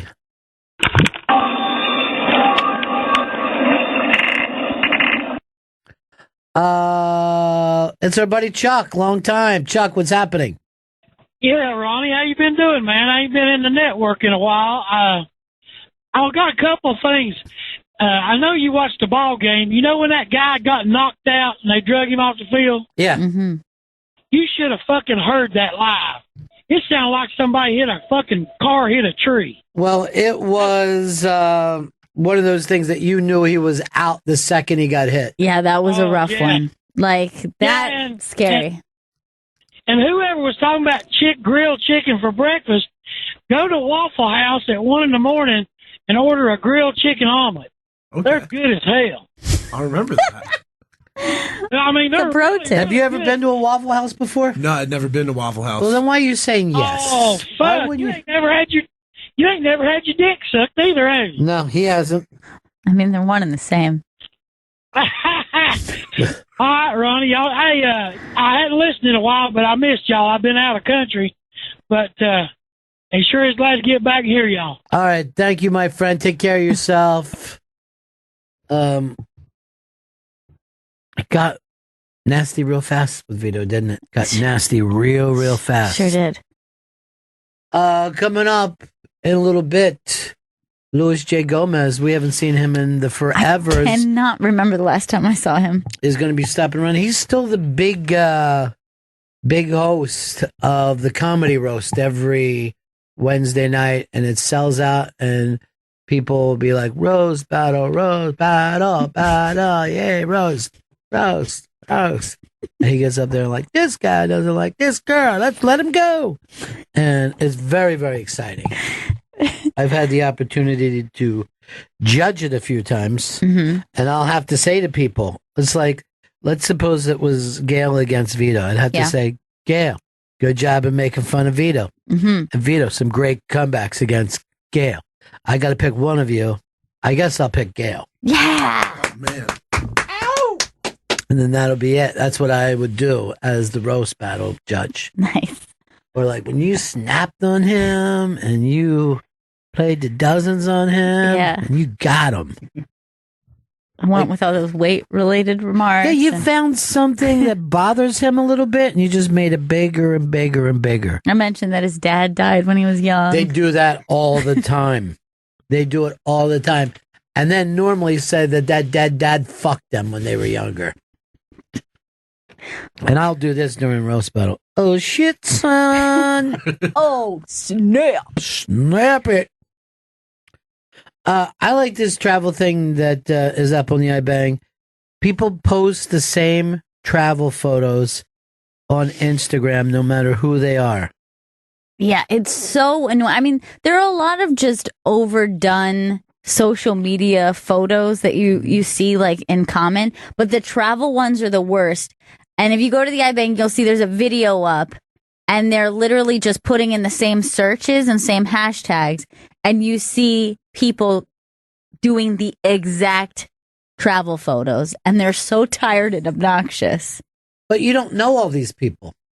You know what I mean? Right. So, like, if I see somebody acting like they're holding up the Leaning Tower of Pisa, I'm like, good one.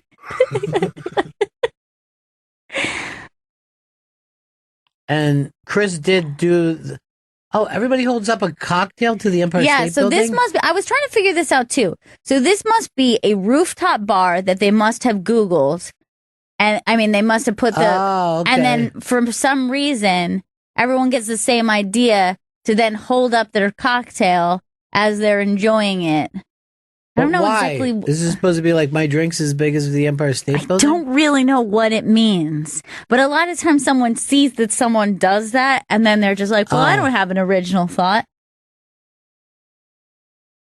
And I'm trying to figure out, where is this place? It's got to be a rooftop, right? Yeah. There's like around Empire State Building, there's just rooftop Looks like bars. there's a fucking palm tree there.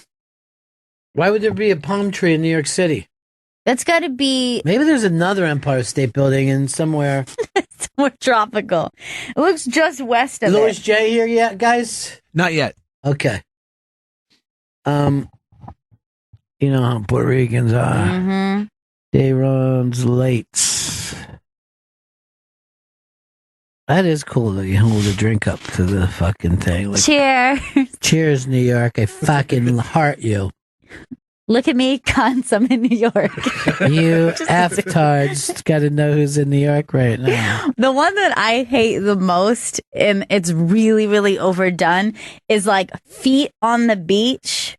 Like a shot where you're just looking at feet. Yeah. Or like girl poolside. And then like sometimes people call it like the hot dogs because it just looks like two hot dogs for some reason. They just showed some of those. There they are.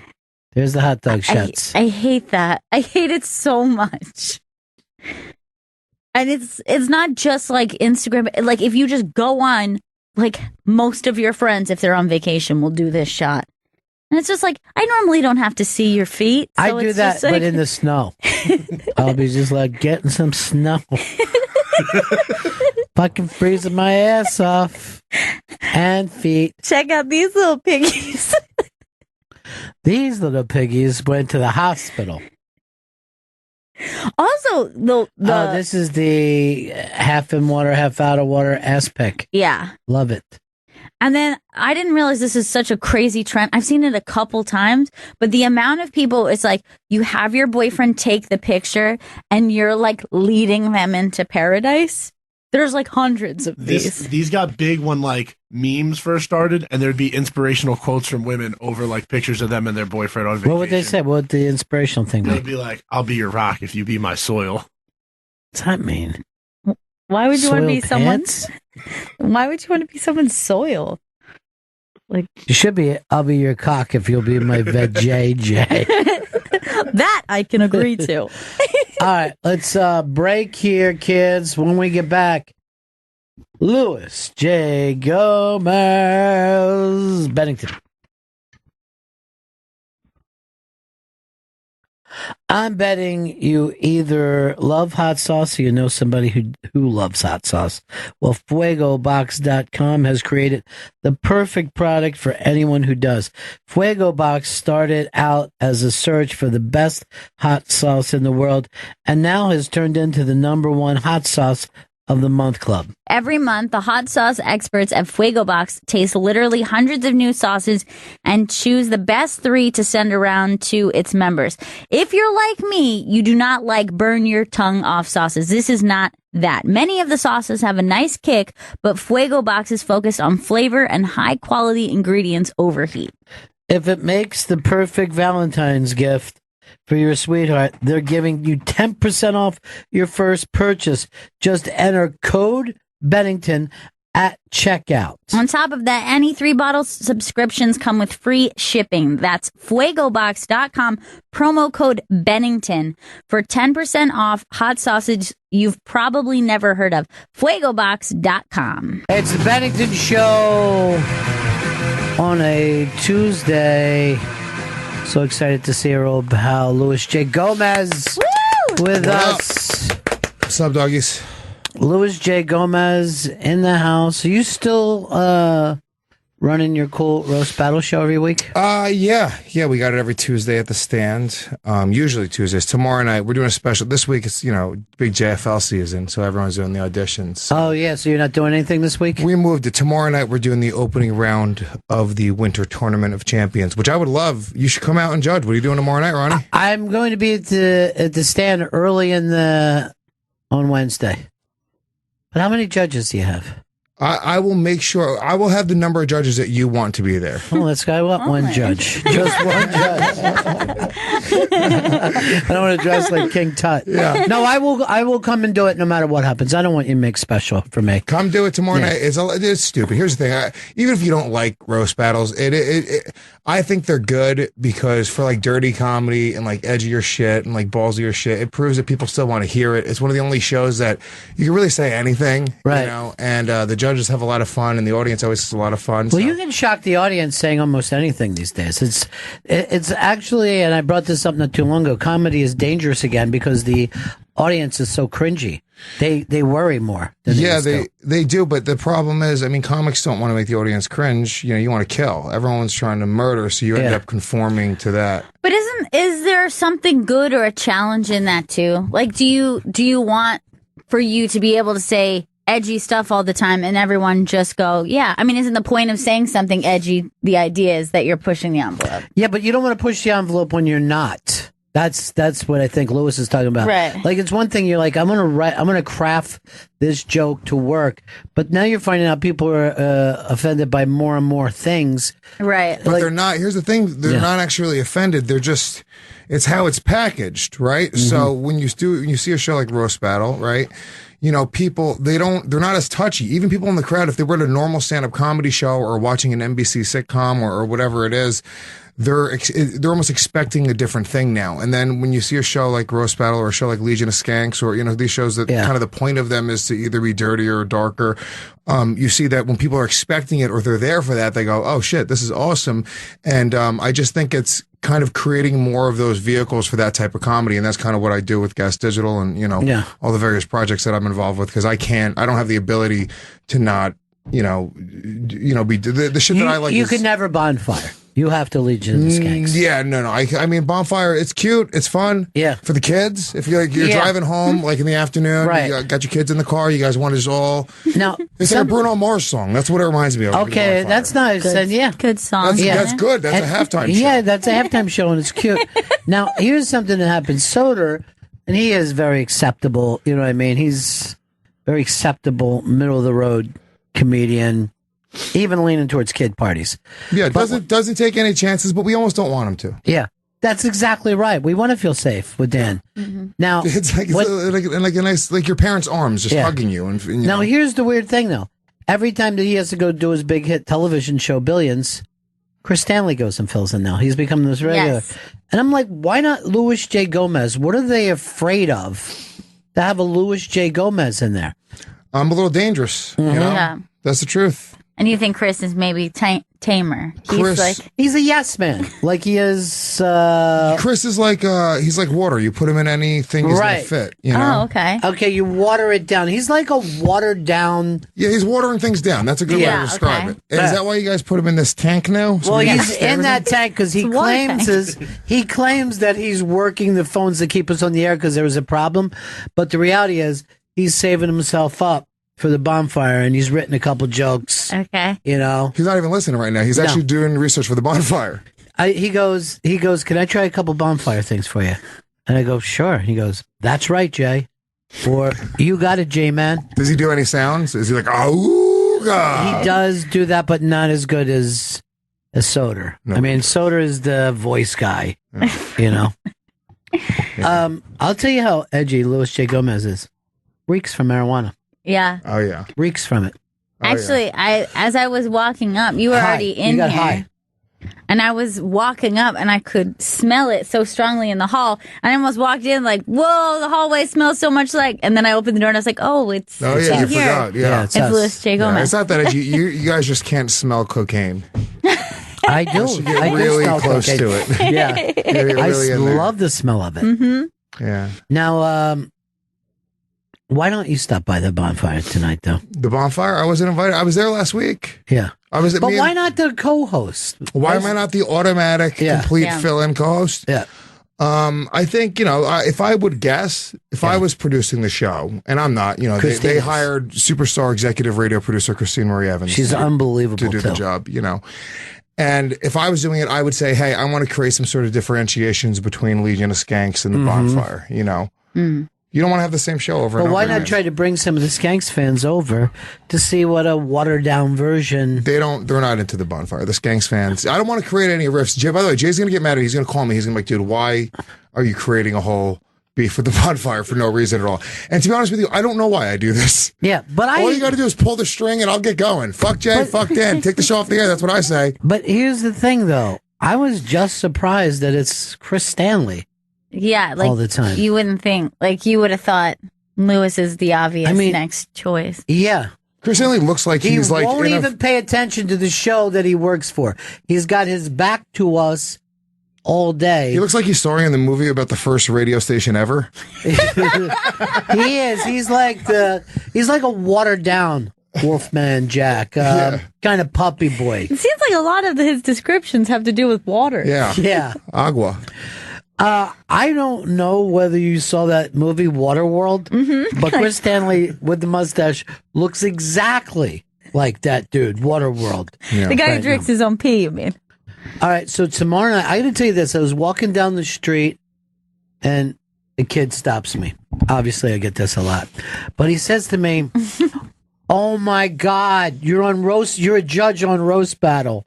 So I'm like, yeah, No, I have. that really happened? Swear to God, it happened. That's so funny. Now, here's the funny thing is, because you Periscope, right? Yeah. No, the stream's live for free. Streams live for All free? of the podcasts stream live and Yeah. free on gasdigitalnetwork.com every single day, baby. Wow, that's amazing. They're free. You don't got to pay for the service. So the great thing is, this is the only thing this kid knows me from.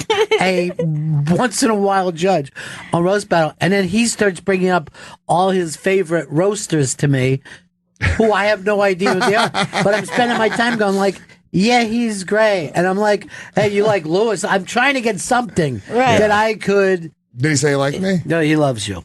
He loves you, and he thinks that the show's amazing, and he watches it in Jersey, and he's crazy about it, and couldn't believe that he ran into me on the street. You're the guy who's Yeah. the judge on Roast Oh Battle. my! Dina Hashem. He was doing stuff like that. And I'm like, Can you introduce me to Scott Chaplin? yeah, and I was doing they're all good. You know what I mean? Because I don't want to say I don't know what the fuck you're talking about, kid. You know, I want to have a moment. Hey, I judge them, but they should be judging me. To be honest, It's true. That is true. Yeah. We should get Chris Stanley to judge now. I didn't realize that he was doing a fill-in thing for Jay or Are Soder. you fucking kidding me? We can He get would him to be come and judge. unbelievable. Chris, would you judge the Roastmasters? Well, I try to get on that show that you have him on. I can't get booked on the High Society Radio? Yeah, High Society Radio. Yeah, and he doesn't plug them here. I know.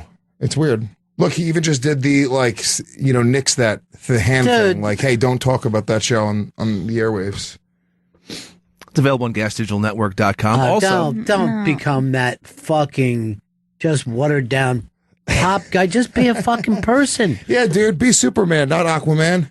That's fucking true, good. dude. Yeah. This isn't about you going underwater and talking to fish. Yeah, communicating Why with did he fish. go into a plug instead of being with his friends? Dog. I just want to let everyone know that all of Lewis's podcasts. Come on, don't be like that, man. Okay, all right. Everybody knows who Louis J. Gomez is. The big question is, wouldn't you ask Louis J. I'm going to ask Vito. Wouldn't you ask Louis J. Gomez to be your fill-in hope? 100%. 100%. Do you like Big Brother? Is that? Do you like the TV show Big Brother? Because I'm looking for a new co-host. If you like Big Brother, Is that what you're? Do you do a podcast on Big Brother? I don't like Big Brother. But to be honest with you, I love podcasting, and if I could just get some more hours of podcasting in, That's the fucking cool thing. Yeah. It doesn't matter what you're podcasting as long as you're podcasting. I don't have to know. I don't know about anything. And right? everybody needs that guy, the one expert, and then the other guy who's like, I don't know anything That's about my Big angle. Brother. I'm an everyman on everything. Yeah. It's like there's nothing that I'm an expert at specifically. You're a jack of all trades. I wish you would get. You're right. I wish you would get behind this Puerto Rico thing and them not getting the love that they should be getting. Oh, why? Because all the water damage? Look at him. Look at his face. He loves it. Water. No. Water damage is his favorite thing. Look at him. He just wants to read a plug right now. Did you fix everything that you needed to fix over? Everything is looking good now. Seems like it was looking good since the second we got on. Would you say that it's H2OK? You could say that, yeah. Yeah. It's a good catchphrase for you, Chris. I don't get it. I don't know where he's going with this thing, man. I thought he was our edgy guy for a while. He was our Louis J. Gomez. Yeah. There's only one, though. That you'll find that out soon enough. Yeah. There really is only There one. is only one. Yeah. And you got your fingers in so many pies right now. That's one way to put it. Oh, yeah. What I'm trying to say is you're dropping your seed off in a lot of different women.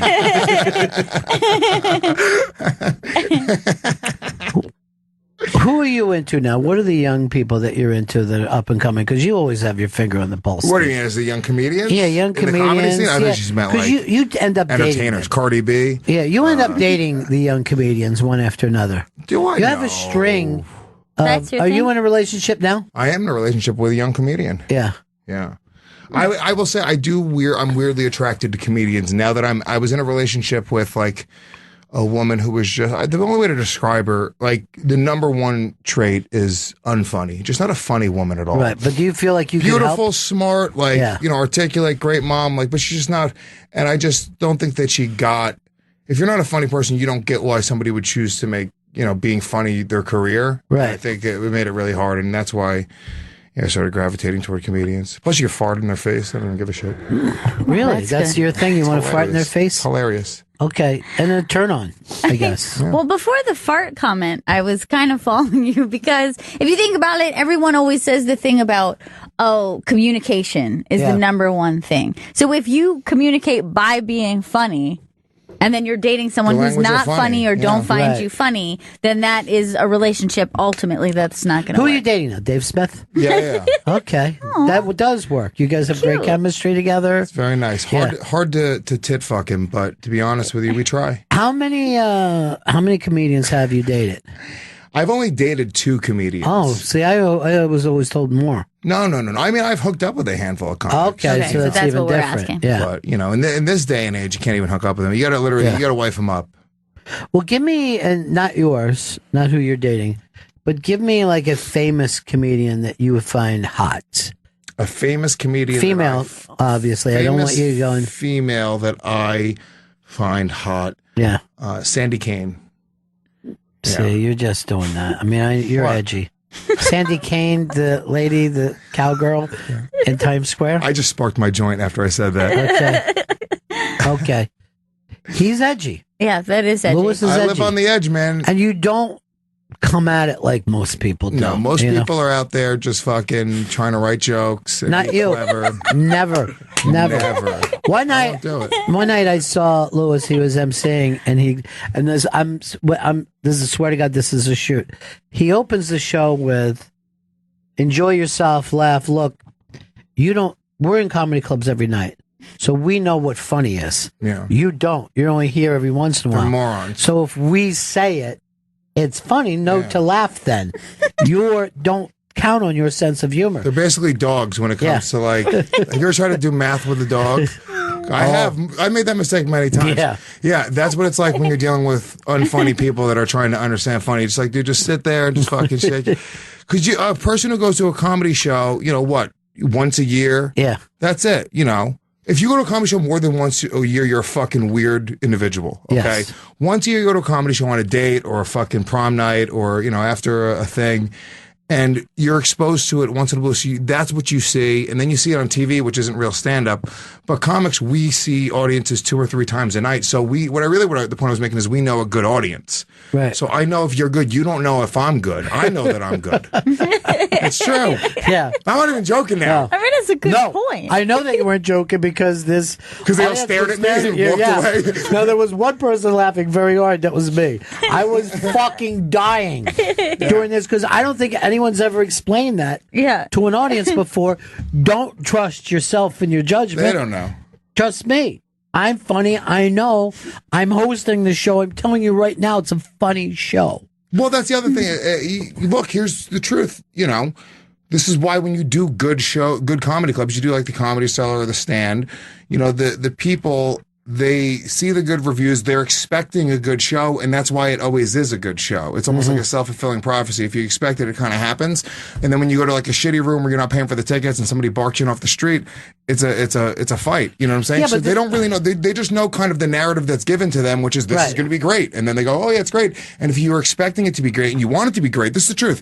If you go to a comedy show in a bad mood or you don't want to laugh, you're not going to. Yeah. And if you want to just have a good time and you kind of get giggly and silly and you have a couple drinks, you're going to have a fucking blast. And people have to be reminded of that every once in a while. Yeah, but at the one place where you say that they've been hypnotized into liking, David Teller's on stage there telling jokes. And the other room, it's open micers. Yeah. You know what I mean? Like, there really is. You realize that there's a funnier show at some places. Of course. But it's also, it goes, I don't think what came first. You know what I'm saying? Like. But the funny jokes have to come first. But there's also some shitty. Look, you're going to tell me there hasn't been a shitty night at both of these clubs? Yeah. And the audience still kind of sits there and go, "Oh, it's the Comedy Cellar, so we're supposed to laugh at this." Or it's the Stand. Same thing with TV. Like you watch television and it's not really good. We're so used to Fox and NBC and ABC. And trusting those brands as bringing quality entertainment since before I could fucking speak. I remember seeing those 3 letters for those networks and kind of trusting it as like, oh, they're going to bring me real entertainment. You thought that as a toddler. I did. He was clever. He couldn't even speak yet. And he's thinking to himself, I could trust. He's like, when I see these 3 letters, and what is a letter, by the way? I don't know what a letter is, but I see those things stacked up. I know that I'm getting something good, and it's called King of Queens. But that's the thing. It's like people, they trust, you kind of trust the things you're familiar with, and it's ingrained into our memory. Like those networks have been around forever, so. Give me what's the corniest thing that you enjoy? Is there something that's mainstream, something that's... A high society radio show. Okay. Network. And that is, it's basically a Bitcoin fan show now. Okay. It's ridiculous. I understand that from people that they're like, and this fucking Chris Stanley will never bring up Bitcoin on my show. And he goes into the deep dark web. He talks about where you can get Bitcoins in the dark web, where you can find child pornography, and it's all on the dark web. And I'm like, why don't you ever bring it up here? Because he doesn't want you to be successful. He wants to keep all the Bitcoin for him and his... Well, the Bitcoin flopped, didn't it? Didn't it fall? It's it's down to like $6,000 a Bitcoin. What was it before? 17,000 or 20,000. That's when I sold. That's when I sold. Shit. I sold at 17,000. Yeah, I bought from Ron. It was a problem. Yeah. And the thing is, it was 2 days after it fell that I sold it to him. I said, this shit's just going up and up. Yeah, I had no idea. I was like, what's this? This is great. He goes, why not trust him? He's got that 3 letters behind him that gives him that trustworthy SXM. You're not thrown off that you're not doing the bonfire tonight, huh? It's going to be... No. What do you got planned tonight, Chris? What are you going to do? Not sure yet. Haven't planned anything out. Pet porn thing that you were doing the other night on about the dark web? Maybe dark web could come up. I don't know. He's on tonight. I didn't even realize. He's on tonight. Yeah. Wow, I was available too. Yeah.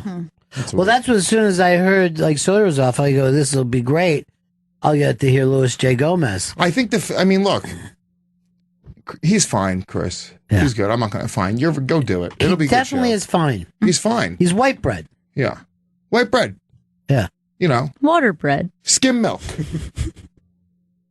1% even. Yeah, I mean, his thing is it has an audience. You know what I mean? There's no doubt. It has a safe. It's like the Justin Timberlake halftime show. It's safe. Nothing bad is going to happen. There's no Tupac-y things going there's no down. titties coming out. Yeah. None of that. It's been done before. Yeah. We've seen it a million times. Now let me wear my suit and tie. Suit and tie won't hurt you. You're just like, okay. Yeah. But where's the fucking edge? Where's that guy walking the tightrope over the fire the way Louis J. Gomez does every single show? Mm-hmm. When I'm down and Louis is doing his, and I see the fucking room battle, I'm like, where the hell am I? Is this Tijuana? You know what I mean? I know it's not Chris Stanley's house. No. What would you do if you were He hosting the comes roast? up I would love to see him host the roast battle one night. You know what he said? He'd come up. Please welcome the comedy stylings of Mr. Chris Stanley. His bit, you would like it. There's this thing that he does about airplanes, right? And airplane food, you know? That's good. And then the other day he said to me, he goes, I know where the wing comes from, and I know where the breast is on a chicken, but where do they get the McNugget? He goes, if it is what I think it is, I don't even want to eat it. That's not edgy. No, it's safe. It's sound. Middle of the road, you know? Yeah. You're implying that's a dick? Yeah. That's edgy. I like it. Well, he came up the other night. That's an edgy joke, Ron. Don't hit on edgy comedy. He actually said this, too. He goes, good evening, ladies and germs. But he did it during a flu epidemic. And there were actual germs in the room. One of the persons had lost their father to the flu. It's not the season for that joke. No. Chris. That's the season for treason. Look, I'm excited to hear the bonfire tonight. Since I can't be on it, I'll tune in. And see I'll what's be XM. tuning in, too. I love that show. Comedy Central Radio. Comedy Central Radio. They got a... It seems like since Christine has taken over the executive thing, it's turned a corner, you know? Yeah. It isn't just suddenly like backstage at Billions. You know, that's what it was before. Yeah. It was a little too much Dan before. Now it's good. Now that Jay's more bringing Chris. in his current girlfriend, ex-wife, daughter, really just any female that he's ever encountered, just to He be in keeps them studio, close. I am. Be in studio to laugh at everything that he says and thinks. Now, it's great. To me, I think what I love about when Chris comes on there, you know, is that he'll tell a Big story. J's calling me right now. He's probably furious. Should I answer it? Yeah, if you want to. Hold on. Now, the thing about Chris is he always has a story from the middle of America. Jay, I'm on Bennington. Oh, okay. Do your thing, buddy. I'll talk to you about it. No, you're on speaker, though. Oh, hi, Bennington. Hi, gang. Hey, how are you, Jay? Dude, we use your ears. You're a champion, buddy. Never forget We're it. all champions. Yeah, we are. All champions on this day. Were your ears tingling? Because we were talking about you. Oh, really? Lewis is a little hurt that you picked Chris to fill in tonight and not Lewis. Lewis just did it last week. That's not true. No, it's true. I wasn't hurt until I walked in here, and then Ron started breaking down why I should be hurt. And then I was like, wait a minute, hold on, time out. And we also figured out that Chris Stanley's horse shit. It's just skim milk, watered down. Ice water, though. Horse shit. Well, you can get an exclusive here. I was calling Lewis to see if he was available to come down with me to Charlotte, North Carolina this weekend. Holy shit! North Kakalaki! Charlotte, too, dude. Oh, shit, dude. Is that where the protests are? Yeah. I'm going to go be with the Nazis. Yeah. Because I'm edgy. I live on the I edge. want to bring Lewis right to the Nazis. All right, Lewis, there's the offer. Oh, I'll call you back, accept? Jay. Why won't you accept? Hold on, I'll tell him on the show. I didn't know. All right. Yeah. Am I this weekend? Fuck.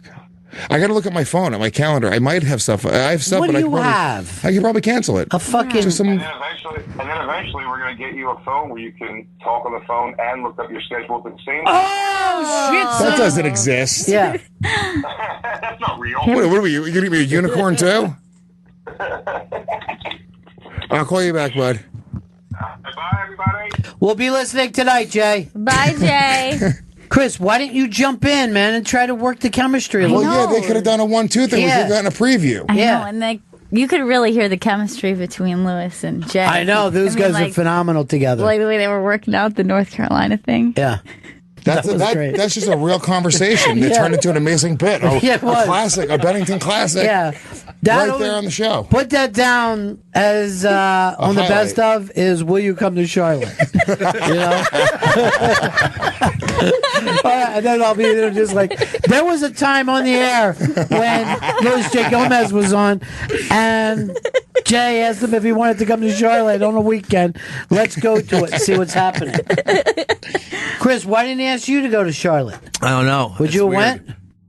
Depends. I gotta see what I have going on this weekend. Well, you know what you have going on this weekend. You're going to be fucking doing the same shit you're doing every weekend, drinking into a blackout, which, quite frankly, is hilarious. Also, his hair's never looked better. His hair's fucking great. Yeah, man. his hair is got like emotions of its own. It And moves. he looks like a man with that mustache now. Yeah. You look really fucking good, dude. Thank you. And look, Philly, the mustache has never left. Mm-hmm. You grow a mustache the second that you can in Philly, and then you wear it the rest of your life. Mm-hmm. And you got a great fucking mustache. It's a great shape to it. Yeah. I'll say this: he's got a way better mustache than he has beard, and The I can't beard even. looks like shit. The beard's I mean, bad shit. your beard is fucking tacky. You know what? Once again, this is Louis J. Gomez's time, and Chris is taking it away. You know what? I bet you. I'll tell you right now. Now I'm kind of putting two and two together. That's 6. Okay. I'm putting all these things together, and I can't grow a mustache or a beard. Oh. So maybe that's why Big J invited Chris to be the co-host, because he wants some sort of masculine. That fucking makes sense. Oh my god. Now, when Jay has you go down and Suck his cock. perform with him, Oh, does me? he pay your airfare? Depends. Depends on what the gig is. Depends on what the dilly is. Dilly dilly. That's what all the kids are saying right now in the Blood Light way. Dilly dilly and Philly Philly. Yeah. Yeah. You didn't watch the Super Bowl, did you? It was like I went to the cellar. It was like on. People were like watching it. I was just kind of standing in people's view, and you forget that because like I'm trying to go up and like just bullshit with people, right? And like they're like watching apparently an incredible game. Yeah.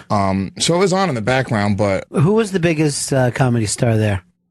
ooh, that's a great fucking question. I'm always interested in that. That's I always, a great I always want to question. know who the alpha dog is wherever I go. Biggest star, Michael J. I think is probably the that's a biggest good star one. there. Okay. Yeah. In terms of like mass appeal or respect, Yeah. amongst their peers. What do you want to say? It's a different thing. All right, let's go respecting their peers. Louis J. Gomez. Okay. And you've always had that. You've always been a comics comic. Yeah. What a Don. Yeah. Yeah. Mm-hmm. That's just true. I'm the kind of guy where like all the comics, they come into the room and rush in to see what I'm doing next. Right, because it's always something different. Something new. Yeah. You know, I'm prolific. Yeah. And you're always like... I'm just using the words that I hear people say use to about other describe people. Attell. Yeah. I like it when you... I always bring candy to all the comedy clubs. All the wait staff really like me. You know, I'm kind of a legend. Dude, he did bring like fucking 8 pounds of candy. That's to his this man. fucking... Let me tell you something. If you want friends, okay, tip well and bring candy. Wow. Yeah. Those are the Dave Attell things, because he's not like he's like I love Dave. Like I literally I'm very comfortable around him as well, but he's also like sort of like not a traditionally like charismatic, like shoot the shit with you type of guy. Like it's a little like antisocial, I guess he comes off, right? So what he does is he just buys his way into everyone's heart like that. He doesn't got to talk to him. Right. If you go give him a coffee, he'll tip you like $5-10. I watch him do it with the wait staff, and then every time he shows up at a comedy club, he shows up with like probably like 6 to 8 bags of just candy, Reese's Pieces, Snickers, whatever. And then he goes, "Oh, this is for the staff." And then the staff, they fucking worship the ground he walks on. It's incredible. So that's. But your thing is the staff isn't even allowed to make eye contact with you. No, which is a problem. I take their candy actually. Yeah. When they're not looking. He doesn't like people to be served during his set. And the thing is with Louis J. Gomez, he wants total quiet. He doesn't even like to hear people laughing. He's like, "Hey, I'm not even done yet. Yeah, did I tell you to laugh? Yeah, save your laughs to the end of the show." And he doesn't like to see people being served drinks. Really? You know? It just seems like that's how the clubs You know make what it is money. though? Because you'll hear the clinking of the ice. Because I reserve my laughs till the end of my set.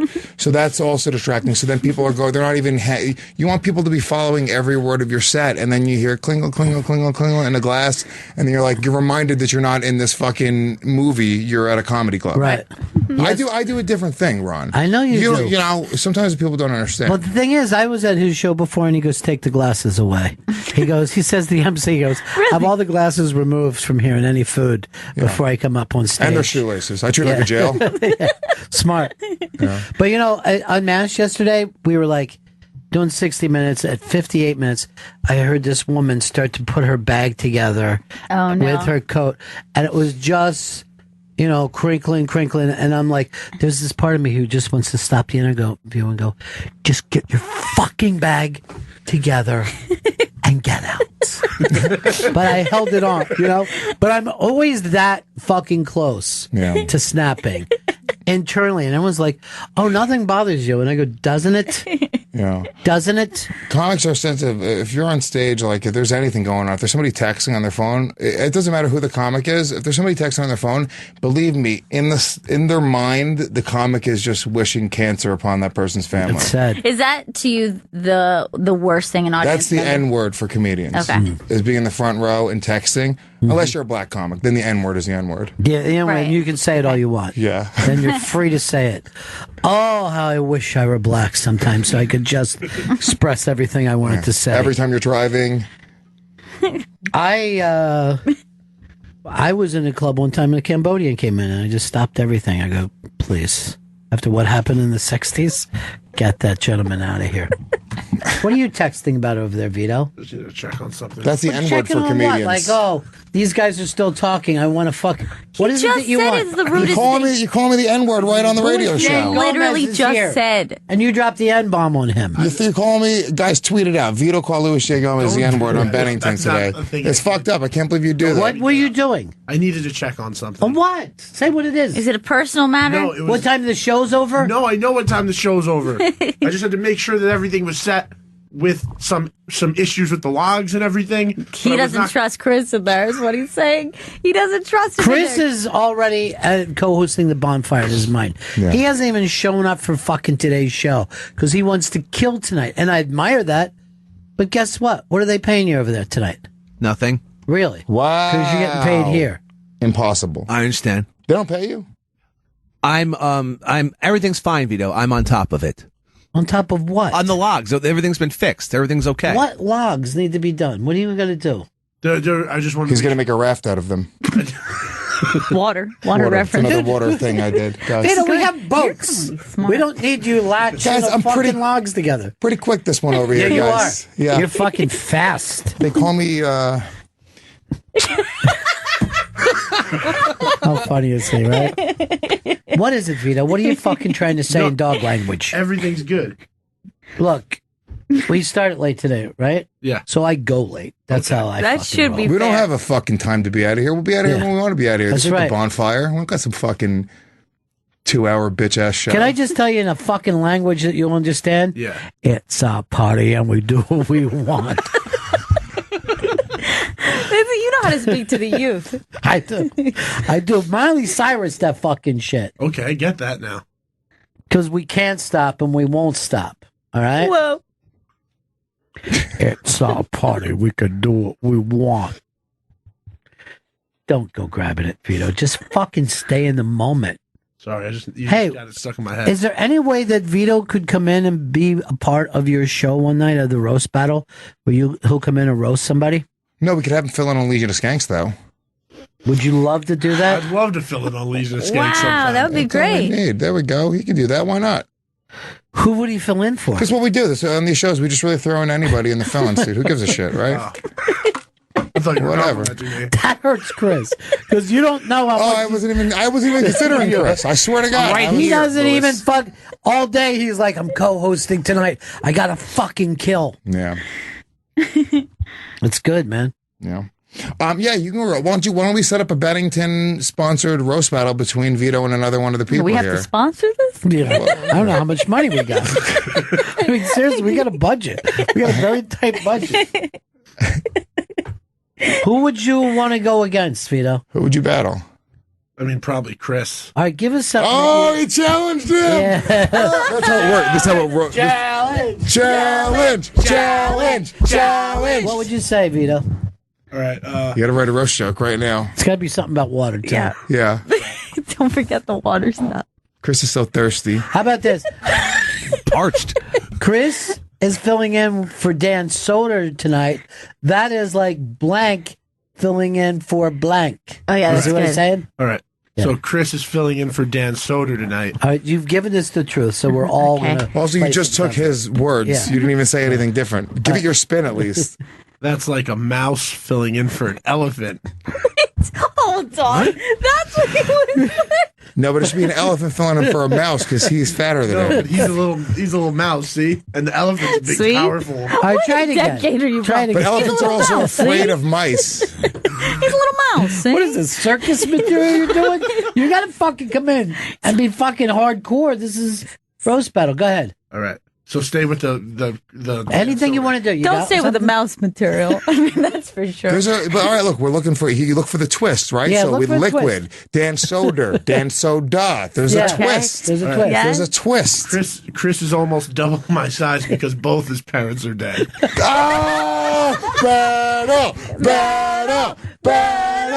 Battle. All right, Chris, you're up. I asked Vito what he's doing for Father's Day, but I already know. Crying into a fucking meatball sandwich. But I just found out from the previous joke. I just found out from the previous joke. Your dad's dead too. And mom. Yeah, but you know what? That's why you're fat. He hit him on a double thing. It was a fat and a dead being dead Yeah, thing. because of the Right. meatball sandwich. Meatball sandwich. Crying too. All right, you're up, Vito. All right. All right. Hey, Chris. Yeah? Parents are still dead, and my mom was here yesterday. All right, so that's a good one. Snap, Chris, what do you got?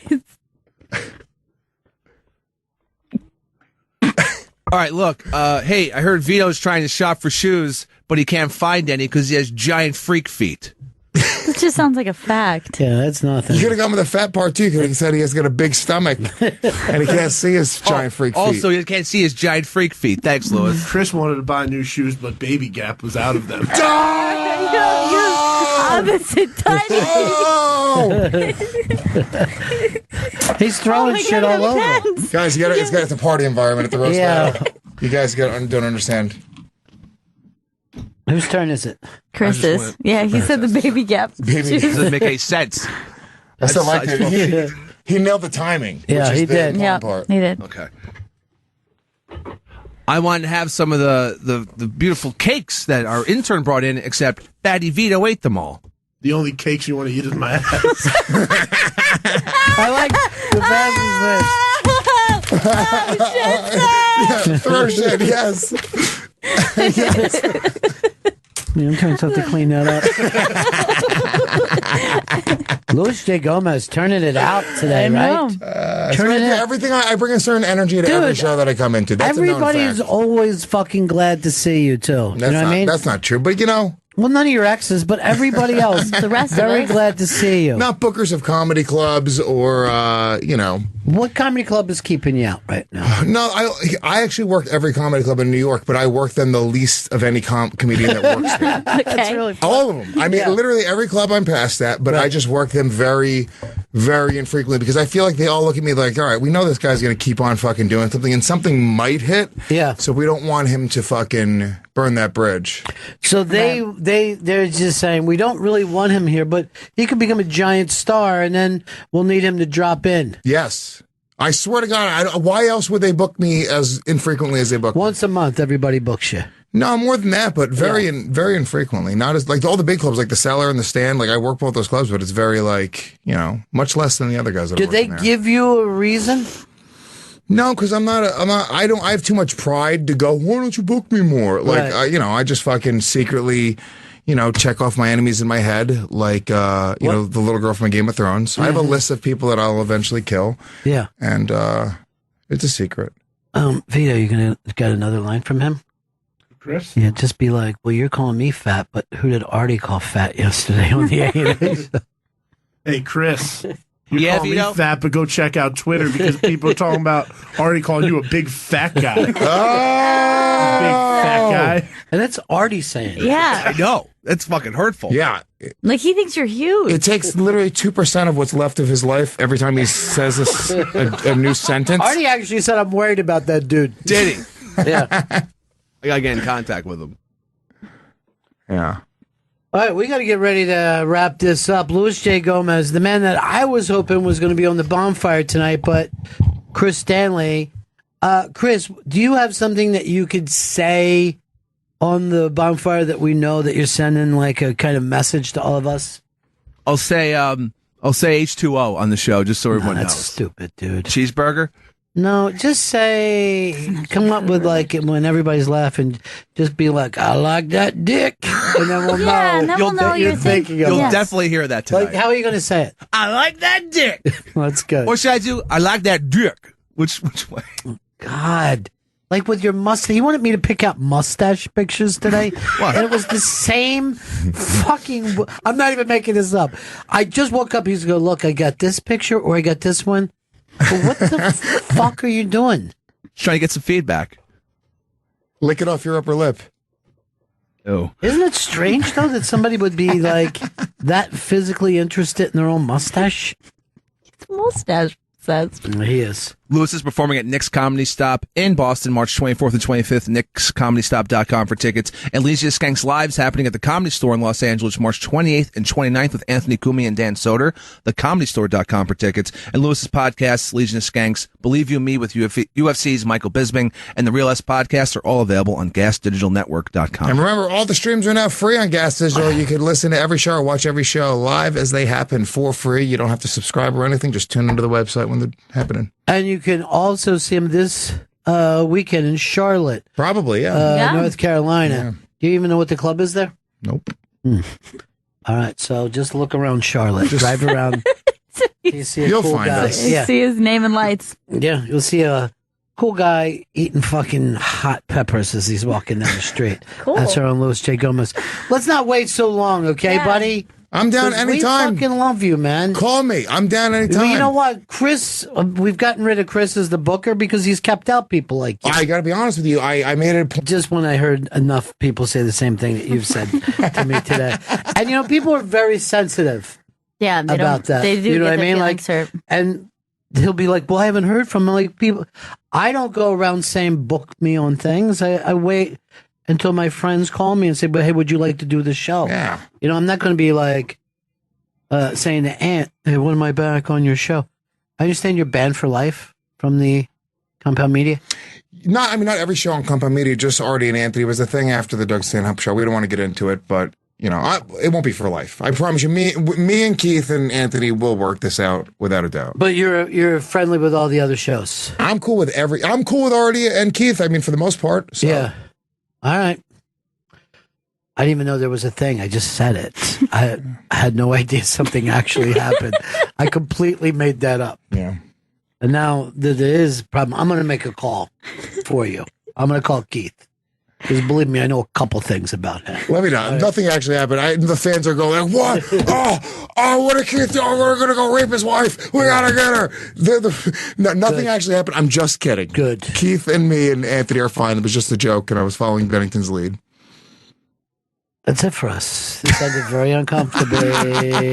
See you again in 1974. Ladies and gentlemen, the evening is over. We hope you all enjoyed yourselves, and we'll see you all again in 1974. Good evening!